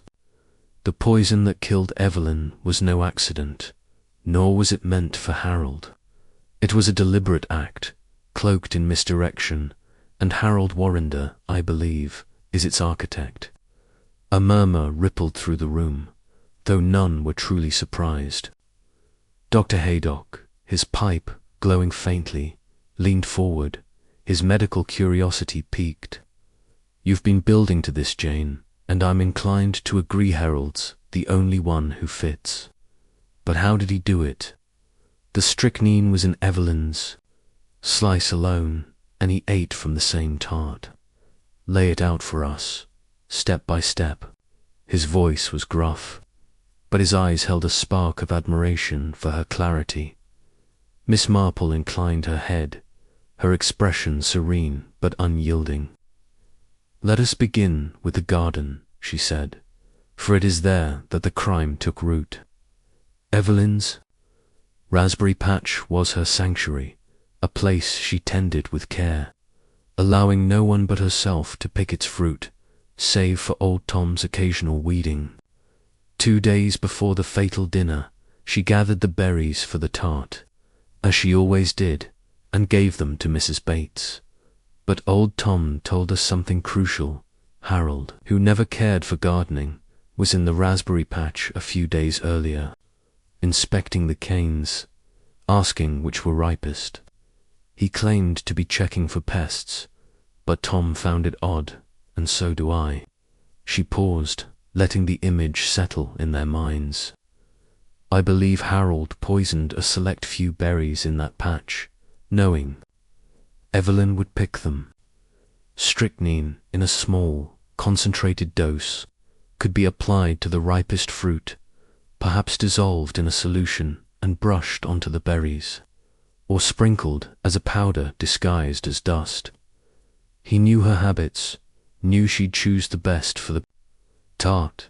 This was no random act, but a calculated one, designed to ensure the poison reached her plate. Joyce Lempriere, her sketchbook open to a drawing of raspberry canes under a shadowy hand, gasped, "That's diabolical." To use her own garden against her, something she loved, it so personal. But how did he know the poisoned berries would end up in her slice? The tart was cut at the table, and he chose first. Her voice was eager, her pencil poised for the next revelation. Miss Marple's lips curved faintly. "A good question, Joyce, and it brings us to the dining room." Harold requested the tart, a rare interference in the kitchen's affairs. He ensured it was made, knowing Mrs. Bates would use Evelyn's berries. At dinner, Clara served the tart, cutting it under his direction. He chose his slice first, a central wedge, he said, though Clara noted he was particular about it. Evelyn took what remained. The poison, I suspect, was not spread evenly through the tart, but concentrated in one section, the section Harold knew to avoid. Mr. Petherick, his notebook open, adjusted his spectacles. That implies extraordinary precision. If the poisoned berries were mixed into the tart, how could he control which part was poisoned? Mrs. Bates would have stirred the filling, surely distributing the berries evenly. His legal mind, accustomed to evidence, sought the mechanics of the crime, his tone skeptical but engaged. Miss Marple nodded, acknowledging his point. "You are right, Mr. Petherick, that a tart's filling is typically mixed. But consider this. Mrs. Bates, proud of her craft, might have placed the berries with care, perhaps arranging them in a pattern to please the eye. Or, more likely, Harold influenced the process earlier, during his visits to the kitchen in As Clara and Mrs. Bates both noted, he asked about spices, storage, even where ingredients were kept. I believe he tampered with the berries after they were picked, perhaps in the pantry, where they sat for 2 days. A few berries, already laced with strychnine, could be marked by a subtle cut or discoloration and set aside for the tart's outer edge, ensuring they'd be in Evelyn's portion when the tart was cut. Dr. Haydock, setting his pipe aside, frowned. "That's a bold claim, Jane. Marking berries. It's possible, but risky. If Mrs. Bates noticed anything odd, or if Clara mixed the berries differently, his plan could have failed. And strychnine's bitter, wouldn't Evelyn have tasted it?" His medical skepticism was tempered by curiosity, his mind wrestling with the logistics. Miss Marple's eyes gleamed. "Strychnine is bitter, Dr. Haydock, but in a small, concentrated dose, masked by the tart's sweetness and the raspberry's tang, it could go unnoticed, especially if Evelyn was distracted or ate quickly." As for the risk, Harold was meticulous. His visits to the kitchen gave him access, and his questions, seemingly innocent, let him gauge Mrs. Bates's habits. He knew she'd follow her routine, And he knew Clara, nervous but obedient, would cut the tart as he directed. The central slice, which he took, was safe. The outer edge, where the marked berries lay, was deadly. It was a gamble, yes, but a calculated one. Griselda, clement, her curls bouncing as she leaned forward, clapped her hands. It's like a chess game, isn't it? Harold, moving all the pieces of Ellen, Clara, even the berries while pretending to be the victim. But why go to such lengths? If he wanted Evelyn dead, why not poison her tea or her medicine? Why this elaborate charade with the tart? Her voice was breathless, her eyes wide with the drama of it. Miss Marple's expression softened, though her voice remained firm. That Griselda is the essence of the misdirection. Harold needed the world to believe he was the target, to deflect suspicion from himself. A poisoned tart, shared at dinner, suggests an outside enemy, Giles Fenton, perhaps, or some unnamed rival. If Evelyn died by tea or medicine, the focus would fall on the household, on him. But a tart, meant for both, shifts the blame outward. His tears, his quickness to name Fenton, his shock all were part of the performance, designed to make us look elsewhere. Leonard Clement, his hands steepled, nodded slowly. It's a cruel plan, but it fits his character or what we know. Of it, a man driven by desire for Laura Kendall, trapped in a marriage he no longer wanted, might see this as his only way out. But the garden, Jane, how can we be sure he poisoned the berries there? Old Tom saw him inspecting the canes, but he didn't see a bottle or powder. Could the strychnine have been added later, in the kitchen? His tone was thoughtful, reflecting a clergyman's reluctance to condemn without proof. Miss Marple met his gaze, her certainty unshaken. The garden, Leonard, is where Harold's plan began, though the poison may have been applied later. Old Tom's account is clear. Harold was in the raspberry patch, asking about the ripest canes, days before the dinner. He was learning Evelyn's habits, ensuring his interference would go unnoticed. The strychnine, I believe, was added to the berries after they were picked, in the pantry where Harold's kitchen visits gave him opportunity. The garden was his inspiration, the place where he saw his chance to use Evelyn's trust against her. Joyce, flipping to a new page in her sketchbook, began a sketch of a dining table, the tart at its center. It's so precise, like a painting planned to the last stroke. But what about Laura Kendall? If she's his motive, does she know what he did? Or is she just a bystander, waiting for him to be free? Her voice held a mix of awe and unease, her artist's mind captivated by the human drama. Miss Marple's lips curved faintly. Miss Kendall, I suspect, knows nothing of the poison, though she may sense Harold's desperation, her impatience, as Mr. Petherick's inquiries revealed, pushed him to act. But she is not complicit. She is his dream of a new life, but dreams can blind as much as they inspire. Harold's plan was his alone, born of a heart grown cold to Evelyn and hungry for what Laura represents: youth, freedom, a fresh start.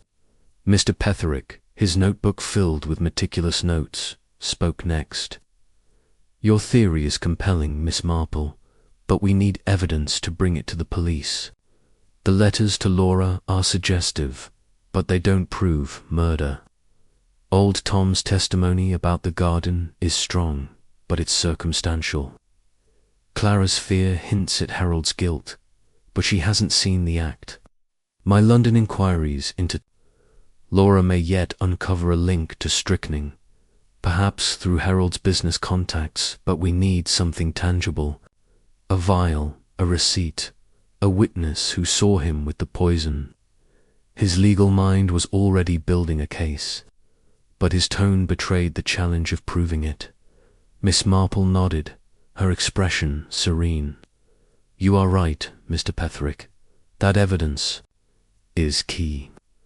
But evidence is not always a vial or a document. It is sometimes a pattern, a truth that emerges when all the pieces fit. Clara's fear, Tom's memory, Harold's behavior, these are pieces, and they point to one truth. He poisoned the berries, knowing they would kill Evelyn. I shall return to Dannemouth to press Clara further and to examine the pantry where the berries were stored. And I shall ask old Tom to walk the raspberry patch with me to see if his memory yields more. The truth, I believe, is close, waiting for us to see it clearly.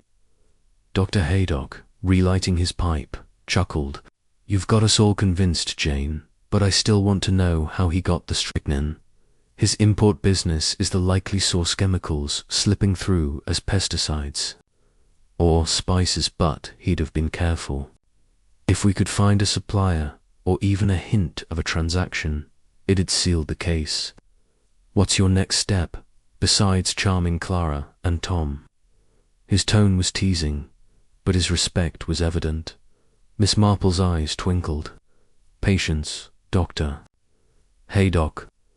The truth will come, as it always does, through the small things. A word from Clara, a mark in the garden, a slip in Harold's mask.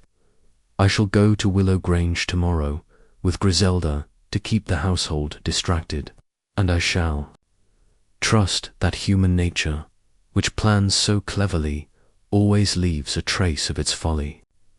Her voice was light, but its certainty silenced the room, leaving her listeners to marvel at her quiet power. Griselda, her earlier drama softened by the weight of the revelation, spoke softly. It's so sad, isn't it? Evelyn, tending her garden, never knowing it would be her undoing, and Harold, playing the grieving husband while dreaming of Laura. How do you see it all so clearly, Aunt Jane? Her voice held a rare note of awe, and Leonard, beside her, nodded. His own thoughts on the moral cost of such a crime. Miss Marple picked up her knitting at last, the needles resuming their rhythmic click. I see it, my dear, because people are the same, whether in St. Mary Mead or Dannemouth. They love, they scheme, they hide, and in their hiding, they reveal themselves. Harold's misdirection was clever, but no one can outrun the truth forever, or even a man who weeps for a wife he killed. Her words, delivered with quiet conviction, hung in the air, a promise that justice, like her knitting, would be completed with care and precision. The club lingered, their minds alight with the pattern Miss Marple had unveiled. Joyce sketched the dining room scene, the tart a silent witness to betrayal. Petherick planned his next inquiries, determined to find a link to the poison. Haydock, puffing on his pipe, mused on chemical suppliers, while Leonard and Griselda debated the human soul's capacity for deceit. As they dispersed into the frosty night, Miss Marple sat by her fire, her thoughts on Willow Grange, where the raspberry patch, the pantry, and a man's crumbling facade held the final clues to a murder disguised as misfortune. Chapter 10. Laura Kendall's rolled the November dusk settled over St. Mary Mead with a quiet insistence, its chill seeping through the cracks of Miss Jane Marple's cottage, where the Tuesday nightclub gathered once more. The drawing room, aglow with the steady firelight, was a haven of warmth and anticipation, its rose-patterned wallpaper and chintz armchairs framing the familiar circle. Dr. Haydock, Leonard and Griselda Clement, Mr. Petherick and Joyce Lempriere. The mystery of Evelyn Warrender's poisoning at Willow Grange had drawn them deep into a labyrinth of clues, each revelation tightening the net around Harold Warrender. Tonight, Miss Marple, with her unerring knack for seeing through human guile, turned their focus to Laura Kendall, the young typist whose presence in Harold's life had cast a new shadow over the crime. Miss Marple sat in her high-backed chair, her lavender shawl draped over her shoulders, her knitting a soft grey scarf resting untouched in her lap. Her hands, delicate but resolute, folded neatly, and her eyes, bright with the clarity of insight, held the group's attention. The club had traced the poisoned raspberry tart from Evelyn's garden to her dining table, piecing together Harold's calculated plan, his tampering with the berries, his orchestration of the tart's preparation, his choice of a safe slice. Old Tom's account of Harold in the raspberry patch, Clara's nervous hints, and the rumour of Laura Kendall's intimacy with him had all pointed to a motive rooted in desire for a new life. Now, Miss Marple prepared to explore Laura's role not as a conspirator, she believed, but as the spark that ignited Harold's deadly resolve. "My friends," she began, her voice gentle but commanding, "we have seen how Harold Warrender wove a web of misdirection, using Evelyn's own raspberries to end her life while posing as the intended victim. His motive, we suspect, lies in his wish to be free to pursue Miss Laura Kendall, the young woman who has stirred his heart, or perhaps his vanity. But what is Laura's role in this tragedy? Is she a mere bystander, unaware of the blood on Harold's hands, or does she hold a clue that will bring his guilt to light? Tonight, let us examine her place in this puzzle, for even an unwitting player can shift the balance of truth." Dr. Haydock, sprawled by the fire, his pipe sending lazy curls of smoke upward, was the first to respond, his medical mind grappling with the human dynamics. "Laura's the key to his motive, that's clear," he said, his brow furrowed. "A man like Harold, middle-aged, restless, stuck in a fading marriage sees a woman like her and thinks he can start over. But I can't see her as an accomplice. If she's as impulsive as Petherick's contact says, she'd be too reckless to trust with a plan this precise.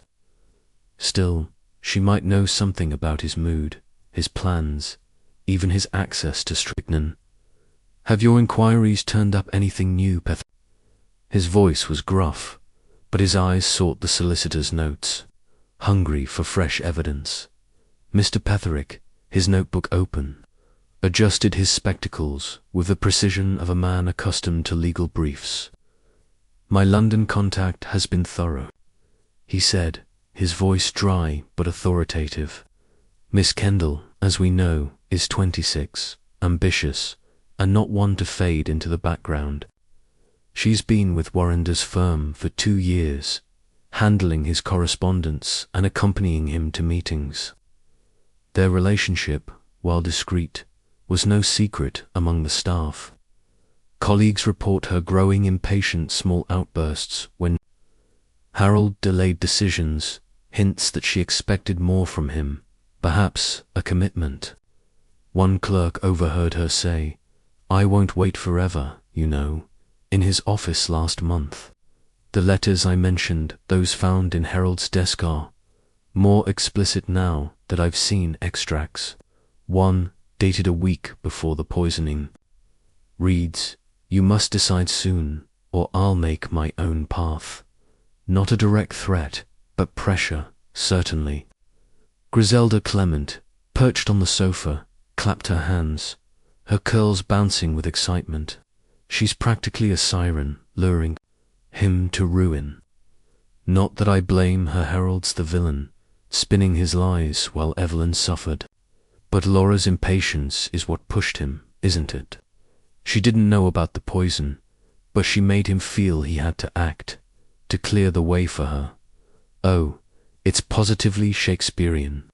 Her voice bubbled with drama, though Leonard, beside her, sighed at her theatrical flair.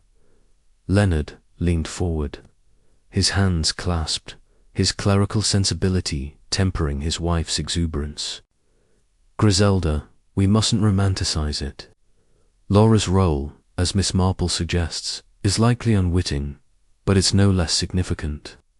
If she pressed Harold for a future marriage, perhaps, or a public acknowledgement, he faced a dilemma. Divorce would have ruined his reputation and his business. Murder, disguised as an attack on himself, offered a way out. But I wonder if Laura suspects him now. A woman of her temperament might sense a change in him, guilt, perhaps, or fear of discovery. Has she distanced herself since Evelyn's death? His tone was thoughtful, his eyes seeking Petherick's for an answer. Petherick flipped a page. In his notebook. That's the intriguing part. Since the poisoning, Laura has been less visible at the firm. She's taken to working from home, claiming a need for rest, though colleagues say she seems agitated. One typist saw her arguing with Harold in his office last week, her voice raised, though the words were unclear. She hasn't broken with him, but there's tension. My contact is arranging to speak with her directly, posing as a client, to gauge her state of mind. If she suspects Harold, or if he's confided anything, she might let slip a detail we can use. His voice was steady, but his eyes betrayed a growing conviction that Laura held the key to cracking the case. Joyce Lempriere, her sketchbook open to a portrait of a sharp-eyed woman in a modern cloche hat, tilted her head. I can see her, Laura, all fire and ambition, caught in a game she doesn't fully understand. Maybe she thought Harold would leave Evelyn the honest way, through divorce, and now she's uneasy, sensing he's not what he seemed. What do you think, Miss Marple? Is she a victim of his charm, or does she know more than she's letting on? Her pencil tapped the page, her artist's imagination painting Laura as both muse and mystery. Miss Marple, who had listened with her usual quiet absorption, now spoke, her voice weaving their theories into a clearer narrative. Miss Kendall, I believe, is neither villain nor victim, but a catalyst, she said, her hands still in her lap. A woman of her character, bold, impatient, ambitious, would not be content as Harold's secret. She wanted a future, and he, dazzled by her youth and vitality, saw in her a chance to escape the life he'd grown to resent. But murder is a heavy price, and I do not think Laura knew his plan.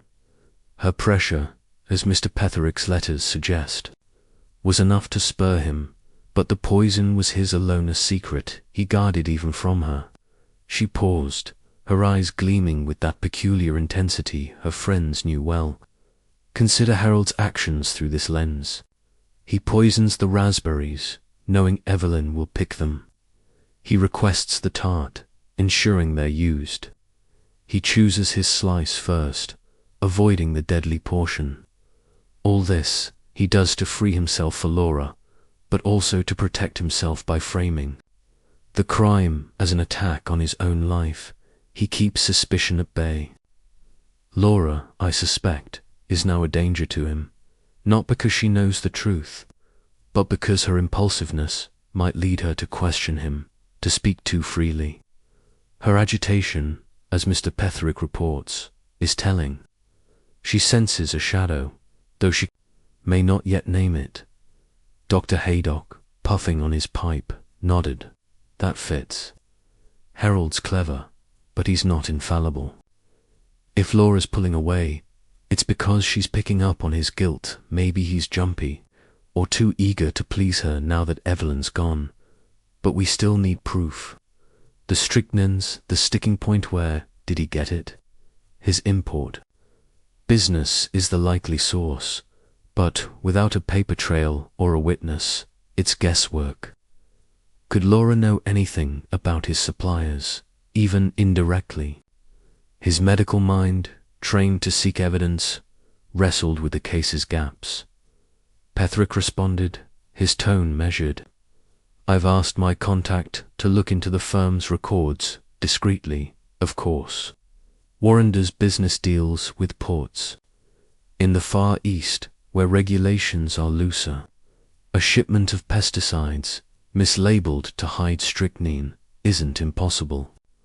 Laura, as his typist, might have seen invoices or correspondence that seemed odd, though she wouldn't have understood their significance at the time. If we can get her to talk, we might find a leader name, a date, something tying Harold to the poison. His legal mind was already planning the next move, his notebook filled with precise annotations. Griselda, unable to resist, leaped in with a flourish. What if we bring Laura to Dannymoth, confront her with Harold, see how they react? If she's uneasy, she might blurt out something incriminating, or he might crack under the pressure. It'd be like a scene from a play to lovers, one a killer, facing the truth. Her eyes sparkled, but Leonard patted her hand, his sigh a gentle rebuke to her dramatics. Miss Marple's lips twitched, a faint smile acknowledging Griselda's enthusiasm. Confrontations, my dear, are best left to novels. Laura will speak, if we approach her with care. Mr. Petherick's plan to have his contact meet her is wise. She may reveal more to a stranger than to Harold's circle. But we must also look closer to Willow Grange. Clara's fear grows with each visit, and old Tom's memory of Harold and the garden is sharper than he realizes. I believe the evidence we seek lies there in the pantry, perhaps where the berries were stored, or in Clara's unspoken observations. Harold's plan was meticulous, but no plan is perfect. He has left a trace, and we shall find it. Joyce, closing her sketchbook, pressed further. But what if Laura's not as innocent as you think? Not a murderer, but someone who suspected. Harold's plan and stayed silent. A woman like that ambitious impatient might turn a blind eye if it meant getting what she wanted. Her agitation now could be guilt, not just unease. Her voice held a note of challenge, her artist's mind drawn to the complexity of human motives. Miss Marple met her gaze, her expression serene but firm. A possibility, Joyce, but I think not. Laura's character, as we know it, is bold, not cunning. If she suspected murder, she would not stay silent. She would act, whether to confront Harold or to flee. Her agitation suggests she is beginning to question him, to see the man behind the charm. She is not complicit, but she is a mirror, reflecting Harold's desperation. Her role, I believe, is to push him toward a mistake, a word, a gesture, a confession that betrays him. Leonard, his hands steepled, offered a moral perspective. It's a tragic web, isn't it? Harold, driven by desire, betrays his wife. Laura, seeking love or status, becomes his unwitting spur. Evelyn, trusting her garden, pays the ultimate price. And now Laura, if she learns the truth, will carry the weight of her part, however indirect. I wonder if she ever forgive herself. Or him. His voice was soft, his eyes distant, reflecting a clergyman's sorrow for the human soul's frailties. Miss Marple nodded, her voice weaving their thoughts into a cohesive thread. You are right, Leonard, that this is a tragedy of human failing. Harold's love for Laura, if we can call it that, was not a noble passion, but a selfish one, twisted into murder. Laura's role was to ignite that spark, but the fire was his.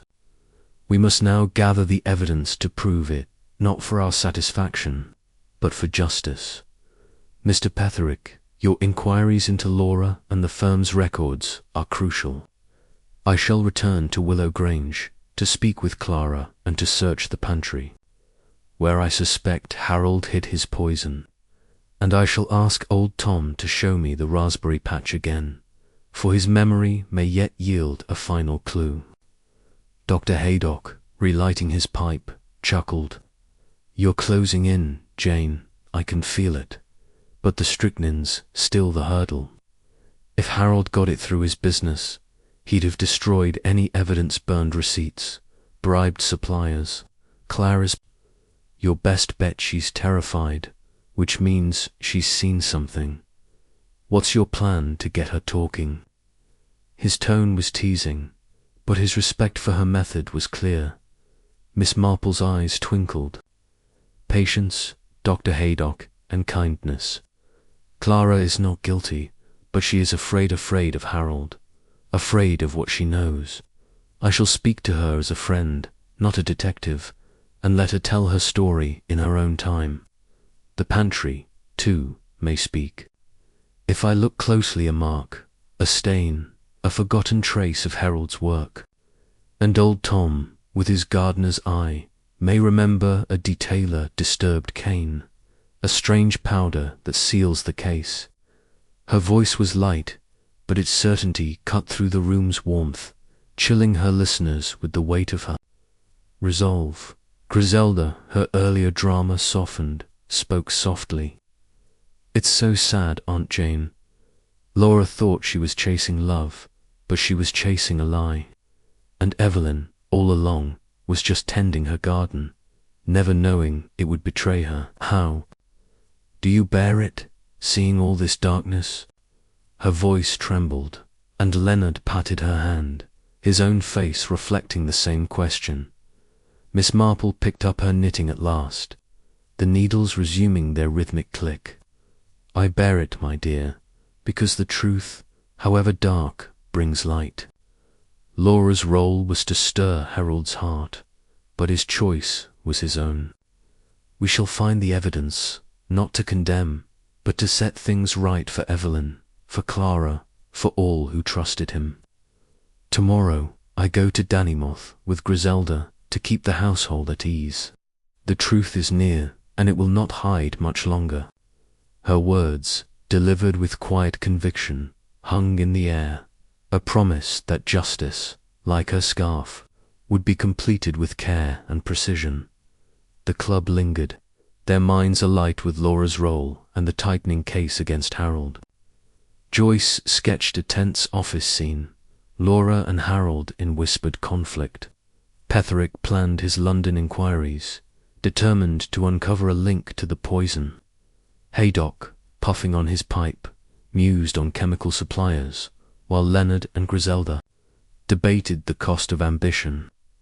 As they dispersed into the frosty night, Miss Marple sat by her fire, her thoughts on Laura Kendall, whose dreams had unknowingly fueled a murder, and on Willow Grange, where the final clues Clara's fear, Tom's memory, a pantry's secrets awaited her patient, piercing gaze.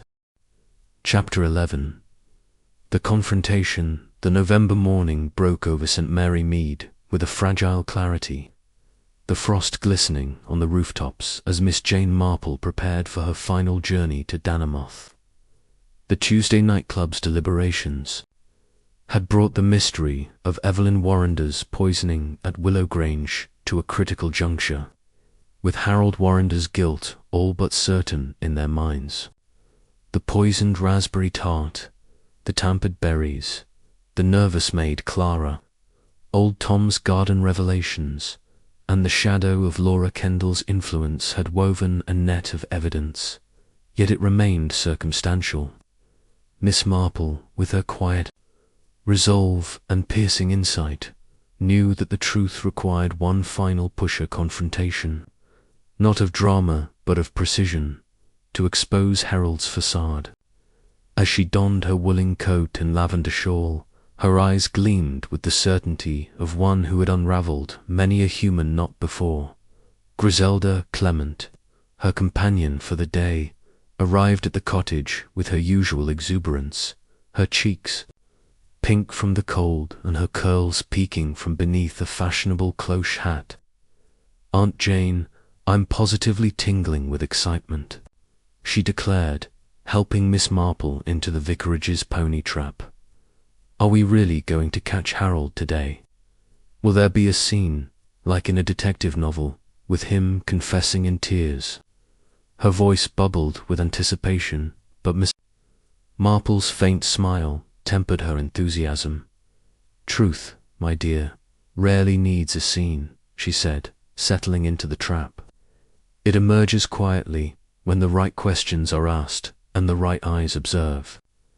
Today we shall visit Willow Grange, speak with Clara and old Tom once more, and, if necessary, see Mr. Warrender. But our task is to find the final piece of evidence that ties Harold to the strychnine. The rest will follow." Her tone was gentle, but her gaze was fixed on the road ahead, where the hills of Danimath awaited.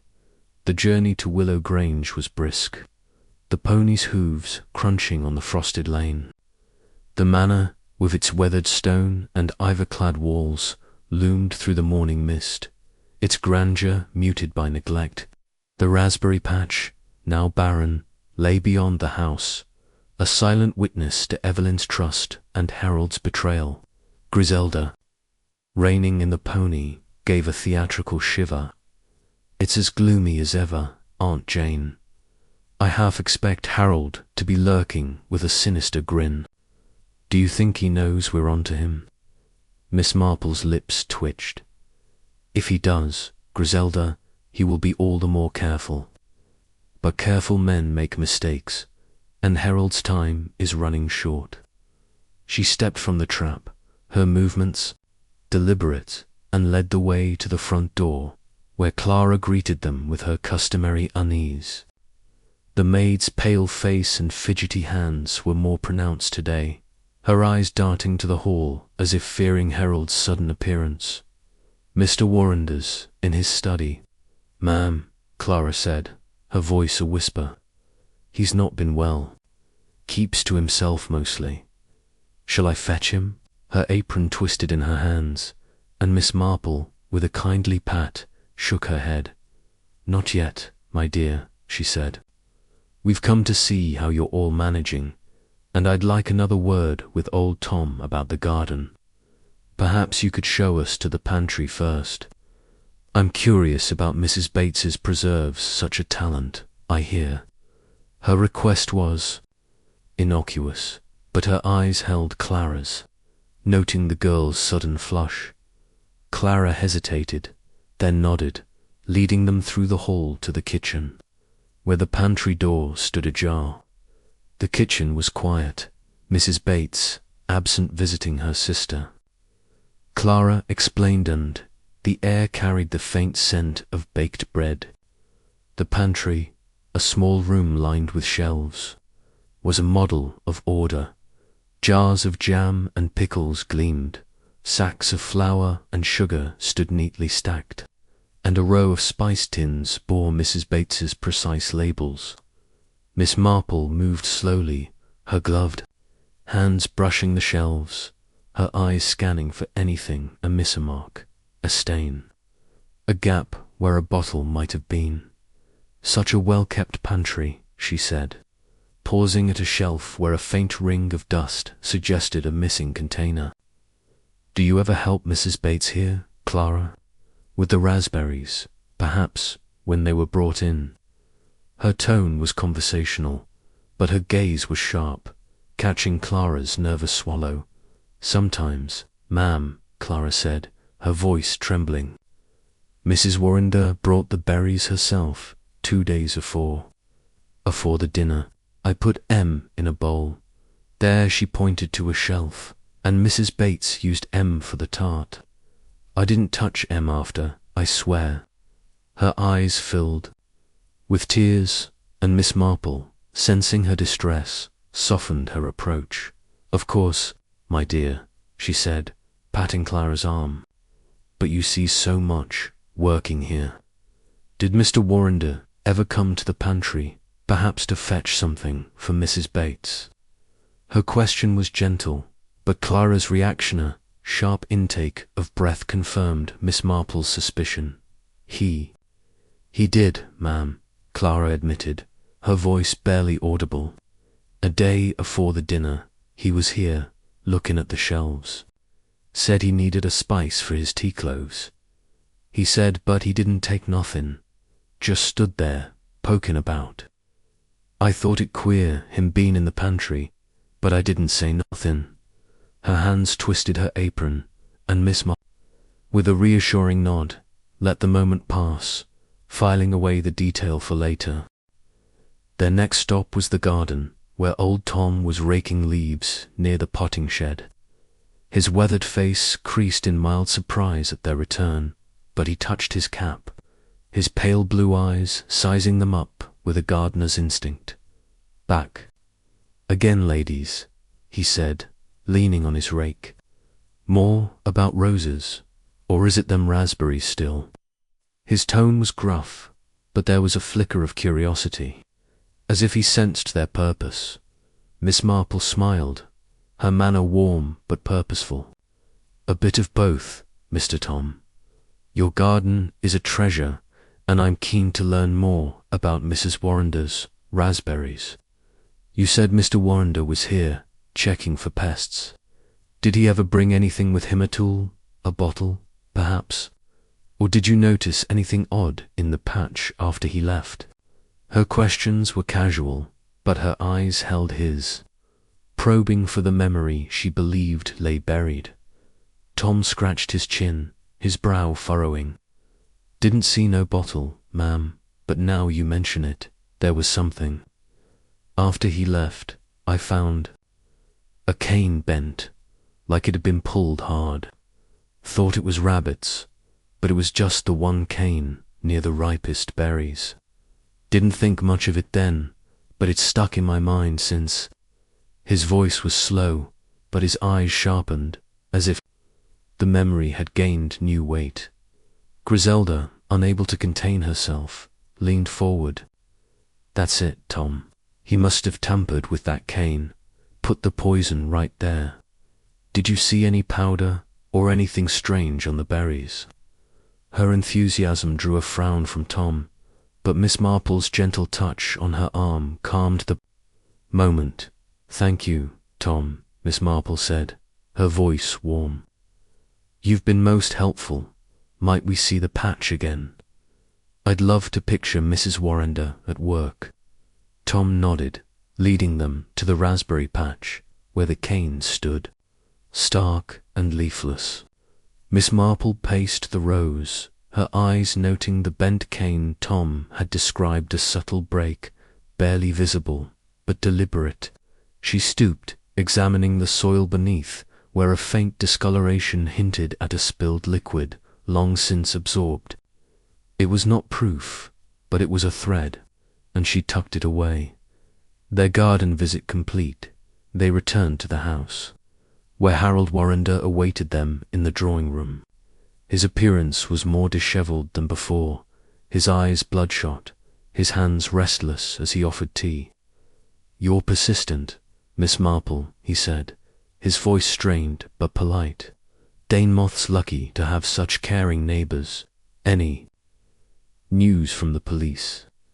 I'm at my wit's end, wondering who could have done this to Evelyn."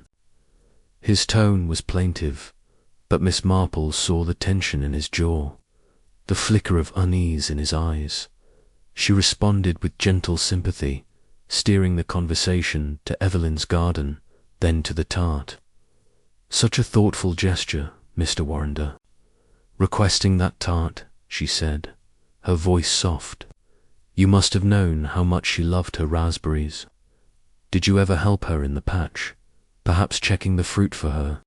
Her question was innocent, but Harold's reaction a slight stiffening. A quick glance away betrayed him. "No, I left that to her," he said, his voice uneven. "Gardening wasn't my line. I just thought the tart would please her." He forced a smile, but Miss Marple pressed gently, mentioning old Tom's account of his visit to the patch. "Curious, isn't it?" she said, her tone musing. "Tom said you were there, looking at the canes, and Clara mentioned you in the pantry too, before the dinner. You took such an interest in that tart, almost as if you wanted to be sure it was perfect." Her words were light, but her eyes held his, and Harold's composure faltered, his hand spilling tea onto the saucer. "You're mistaken," he said, his voice sharp. "I was just curious. A man can't check his own garden without being suspect." His defensiveness was palpable, and Griselda, sensing the moment, leaned forward, her voice bright but pointed. "Of course, Mr. Warrender," she said. "But it's odd, isn't it, how the poison got into just Evelyn's slice? Almost as if someone knew exactly which berries to taint. And with Miss Kendall waiting in London, well, people do talk." Her words, delivered with a smile, struck like a dart, and Harold's face drained of colour. "What do you mean?" he snapped, rising from his chair. "Laura's nothing to do with this. You've no right." He stopped, his breath ragged, and Miss Marple, with a calm that belied detention, spoke softly. "No one accuses Miss Kendall, Mr. Warrender," she said. "But the truth has a way of coming out, like weeds in a garden. The raspberries, the pantry, the tart, they all point to care, not chance. If you've anything to say, now is the time." Her voice was gentle, but its weight was undeniable, and Harold sank back into his chair, his hands covering his face.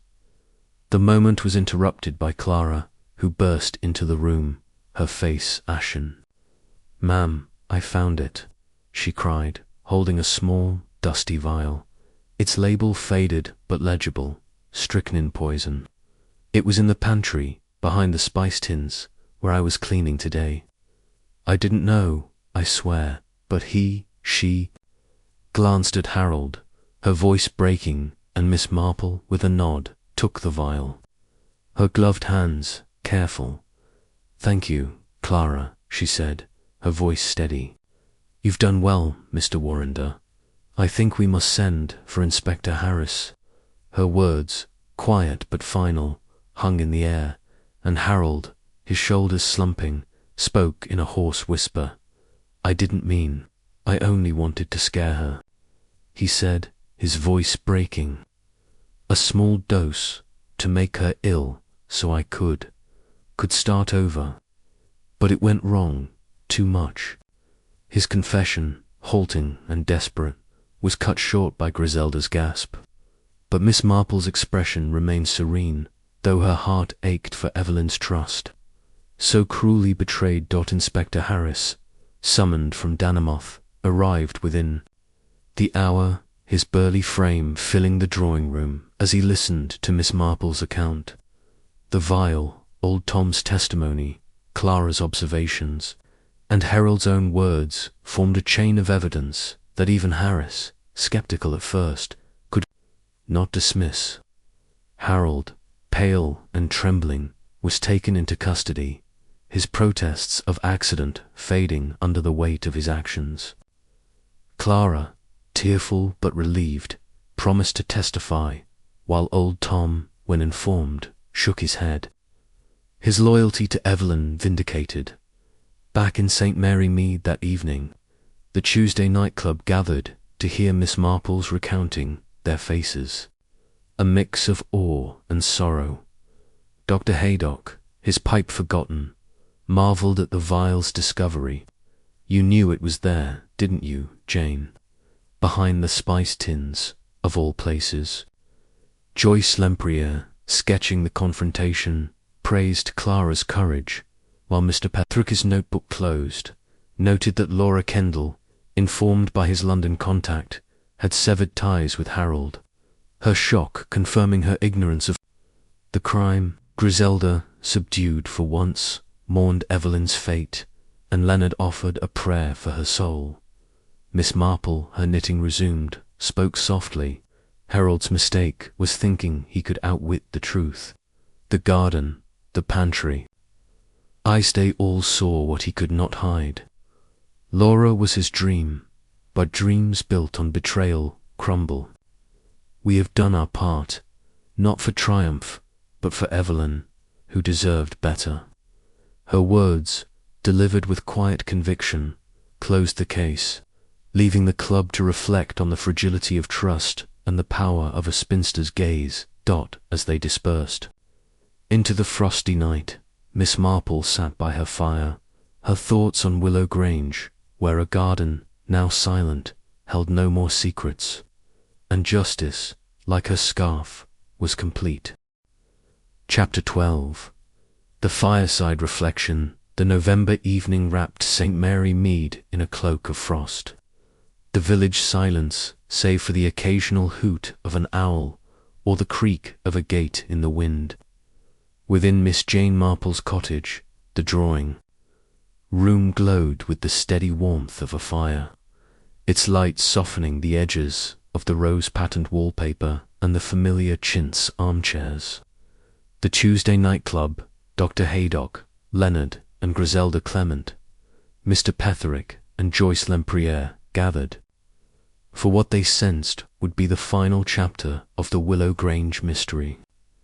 The poisoning of Evelyn Warrender, the intricate web of Harold Warrender's deception, and the quiet unravelling of his guilt had captivated them, drawing them into a drama of betrayal and justice. Tonight, with Harold in custody and the truth laid bare, Miss Marple prepared to reflect on the case, not with triumph, but with the sober clarity of one who understood the cost of human folly. Miss Marple sat in her backed chair, her lavender shawl draped over her shoulders, her knit soft grey scarf resting in her lap, its needles glinting faintly in the firelight. Her hands, delicate but steady, were still, and her eyes, bright with the wisdom of countless village intrigues, held a gentle melancholy. The club, seated in their usual places, was quieter than usual, their faces reflecting a mix of awe, relief, and unease. The confrontation at Willow Grange, where Clara's discovery of the strychnine vial and Harold's faltering confession had sealed his fate, lingered in their minds, a stark reminder of the darkness beneath ordinary lives. "My friends," Miss Marple began, her voice soft but resonant, "we have followed the thread of Evelyn Warrender's death from her garden to her dining table, and we have seen how Harold Warrender wove a tapestry of deceit to free himself for a new life with Miss Laura Kendall. His plan was clever poisoned raspberries, a carefully chosen slice, a performance of grief, but no plan, however meticulous, can escape the truth. With Clara's courage, old Tom's memory, and your own keen insights, we have brought justice to Evelyn, though it cannot bring her back. Tonight, let us reflect on what we have learned, not just about the crime, but about the hearts that shaped it." Dr. Haydock, sprawled by the fire, his pipe unlit for once, was the first to speak, his medical mind still grappling with the case's mechanics. "It's a grim business, Jane," he said, his voice gruff but thoughtful. "Harold's plan was near-perfect choosing Evelyn's own raspberries, timing the tart just so, playing the victim to a T. If Clara hadn't found that vial, or if you hadn't pressed her and old Tom, he might have walked free. What I can't shake is how he got the strychnine. His import business, no doubt, but the police found no records, no suppliers.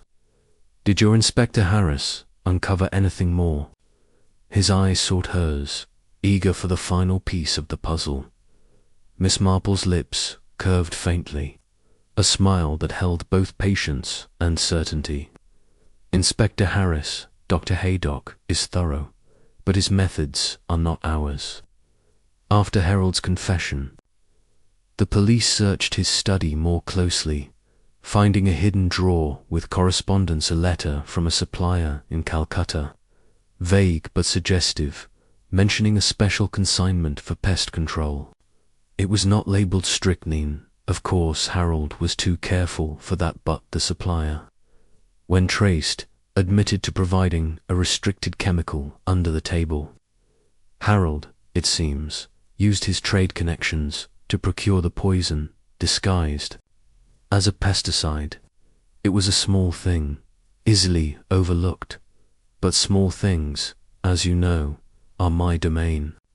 Her voice was gentle, but its weight silenced the room. Mr. Petherick, his notebook closed for the first time in weeks, adjusted his spectacles, his legal mind reflecting on the case's resolution.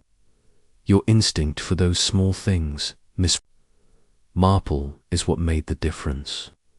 Clara's vial, old Tom's memory of the bent cane, even Laura Kendall's letters, they were threads, and you wove them into evidence no jury could ignore. I spoke with my London contact yesterday, and he confirmed Laura's reaction when told of Harold's arrest. She was horrified, adamant she knew nothing of his plan. Her agitation, it seems, was not guilt, but a dawning realization of his true nature. She's left the firm, moved to a new job in Bristol, determined to start over. His voice was steady, but his eyes held a trace of admiration for Miss Marple's quiet brilliance. Joyce Lempriere, her sketchbook, open to a final drawing. Sombre portrait of Evelyn in her garden leaned forward, her artist's temperament stirred by the human drama. It's so tragic, isn't it? Evelyn, tending her raspberries, never suspecting they'd be her end. Laura, chasing a dream of love, only to find it stained with murder. Even Harold, in a way he thought he could rewrite his life, but he wrote his own ruin. How did you see it so clearly, Miss Marple? The garden, the pantry, Harold's lies, like you knew from the start. Her voice held a mix of awe and curiosity, her pencil poised as if to capture the answer. Miss Marple's eyes twinkled, though her expression remained sombre. I knew nothing, Joyce, except what people are. In St. Mary Mead, as in Danamoth, they are the same by love, greed, fear, or hope, and in their striving they reveal themselves. Harold's mistake was thinking his plan was invisible. He forgot that a garden speaks, that a maid's fear has a voice, that a vial, even hidden, will be found. I saw it because I looked where others did not tat the ordinary, the everyday, where the truth always hides. Her words, delivered with quiet conviction, drew nods from the group, their respect for her insight deepening. Griselda Clement, perched on the sofa, was unusually subdued. Her curls still, but her eyes bright with emotion. It's so sad, Aunt Jane, she said softly. Evelyn trusted him, trusted her garden, and he used it against her. And Larushi didn't know, but she carried this forever, won't she? Knowing she was part of his reason, even if she didn't mean to be. How do you bear it, seeing all this pain? Her voice trembled, and Leonard, beside her, took her hand, his own face reflecting a clergyman's sorrow for the brokenness of human hearts. Leonard spoke next, his voice gentle but firm. It's a lesson in our frailty, isn't it? Harold's desire for Laura, his resentment of Evelyn, twisted into something monstrous. Yet there's grace in the truth coming out, injustice for Evelyn. I wonder about Clara and old Tom, how they'll fare, carrying the weight of what they saw. And the village Danamoth will talk of this for years, but will they learn from it, or just turn it into gossip? His question hung in the air, a reflection of his pastoral heart. Seeking redemption amid the wreckage, Miss Marple nodded, her hands folding over her knitting. Clara and Tom will heal Leonard in time. Clara's courage in finding the vial, in speaking despite her fear, will give her strength. Tom, with his gardener's patience, will tend the grounds and remember Evelyn's love for them. As for Danamoth, villagers are like people, they talk, they judge, but they also forget or learn to forgive. The gossip will fade, but Evelyn's memory, I hope, will linger in her roses, her raspberries, her quiet grace. Her voice was soft, but its warmth filled the room, a balm for the club's lingering unease.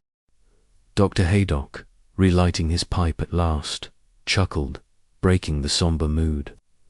"You've done it again." Jane solved a murder with nothing but a few questions and a knack for noticing.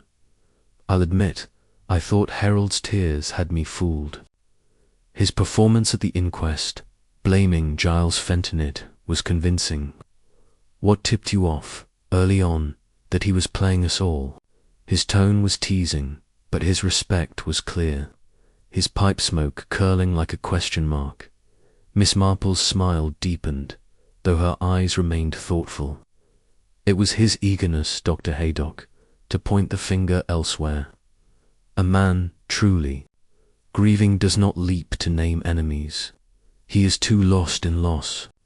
Harold's quickness to blame Fenton, his insistence on being the target, was too polished, too practiced. And then there was the tart why requested, unless he knew it would serve his purpose. The garden, Clara's fear, Laura's letters, they all confirmed what I suspected. A man who loved another, but not enough to spare his wife's life. Her words, precise and unflinching, painted Harold's betrayal in stark relief. Joyce, closing her sketchbook, asked a final question. "What happens now, Miss Marple? Harold's in custody, but will the trial be enough? Will Danamoth ever be the same, with Willow Grange standing there, empty of Evelyn's touch?" Her voice held a trace of melancholy, her artist's soul. Mourning the beauty lost in the tragedy, Miss Marple leaned back, her hands resuming their knitting, the needles clicking rhythmically. "The trial will bring justice, Joyce, though it cannot bring peace. Harold will face his guilt, and the law will do its work. As for Willow Grange, it will stand, as houses do, bearing its scars. Clara may find a new place, perhaps with a kinder master. Old Tom will tend the garden, keeping Evelyn's memory alive in the roses. And Laura Kendall, in Bristol, will carry her own lesson that love, if built on deceit, crumbles. Danamoth will heal, as villages do, with time and the kindness of its people." Her voice was steady, a quiet promise of renewal amid sorrow. Mr. Petherick, his legal mind satisfied, spoke last. "You've given us a master-class, Miss Marple, in seeing what others miss. The vial, the bent cane, Laura's agitation, they were all there, but only you saw how they fit. I'll confess, I was skeptical of your garden theory at first, but you were right. The raspberries were Harold's weapon, chosen with a cruelty only a husband could devise. What's next for the club? Another mystery, or do we rest on our laurels?" His tone was light, but his eyes held a spark of anticipation. Griselda, her spirit revived, clapped her hands. "Oh yes, Aunt Jane, another case, please. Something with a haunted manor, or a stolen jewel, something thrilling." Her laughter filled the room, easing the weight of the evening, and Leonard, with a patient sigh, patted her hand, his own smile acknowledging her irrepressible nature. Miss Marple's eyes twinkled, a flicker of mischief breaking through her. "Solemnity. Next Tuesday, perhaps, Griselda," she said, her voice light. "There are always mysteries, even in a village as small as ours. People will love, scheme, and err, and we shall be here, by this fire, to see them clearly. For now, let us honor Evelyn with the truth we've found, and trust that justice, like a garden, grows in its own time." Her words, delivered with quiet conviction, closed the case, leaving the club to reflect on the power of observation and the fragility of trust. The fire burned low, its embers casting a soft glow as the club lingered, reluctant to leave the warmth of Miss Marple's wisdom. Joyce tucked away her sketchbook, her portrait of Evelyn a tribute to a life cut short. Petherick, his notebook stowed, planned to follow the trial, eager to see justice served. Haydock, puffing on his pipe, mused on the human heart's capacity for deceit, while Leonard and Griselda debated the moral lessons of the case, her voice bright against his solemnity. As they stepped into the frosty night, their breath clouding in the air, Miss Marple remained by her fire, her knitting resumed, her thoughts on Willow Grange and the woman whose garden had spoken the truth. The village slept, its secrets safe for now, but Miss Marple knew that new ones would emerge, as they always did, in the quiet corners of human lives. With her needles clicking and the fire's glow fading, she sat ready, her mind as sharp as ever, waiting for the next thread to unravel, the next truth to bring to light.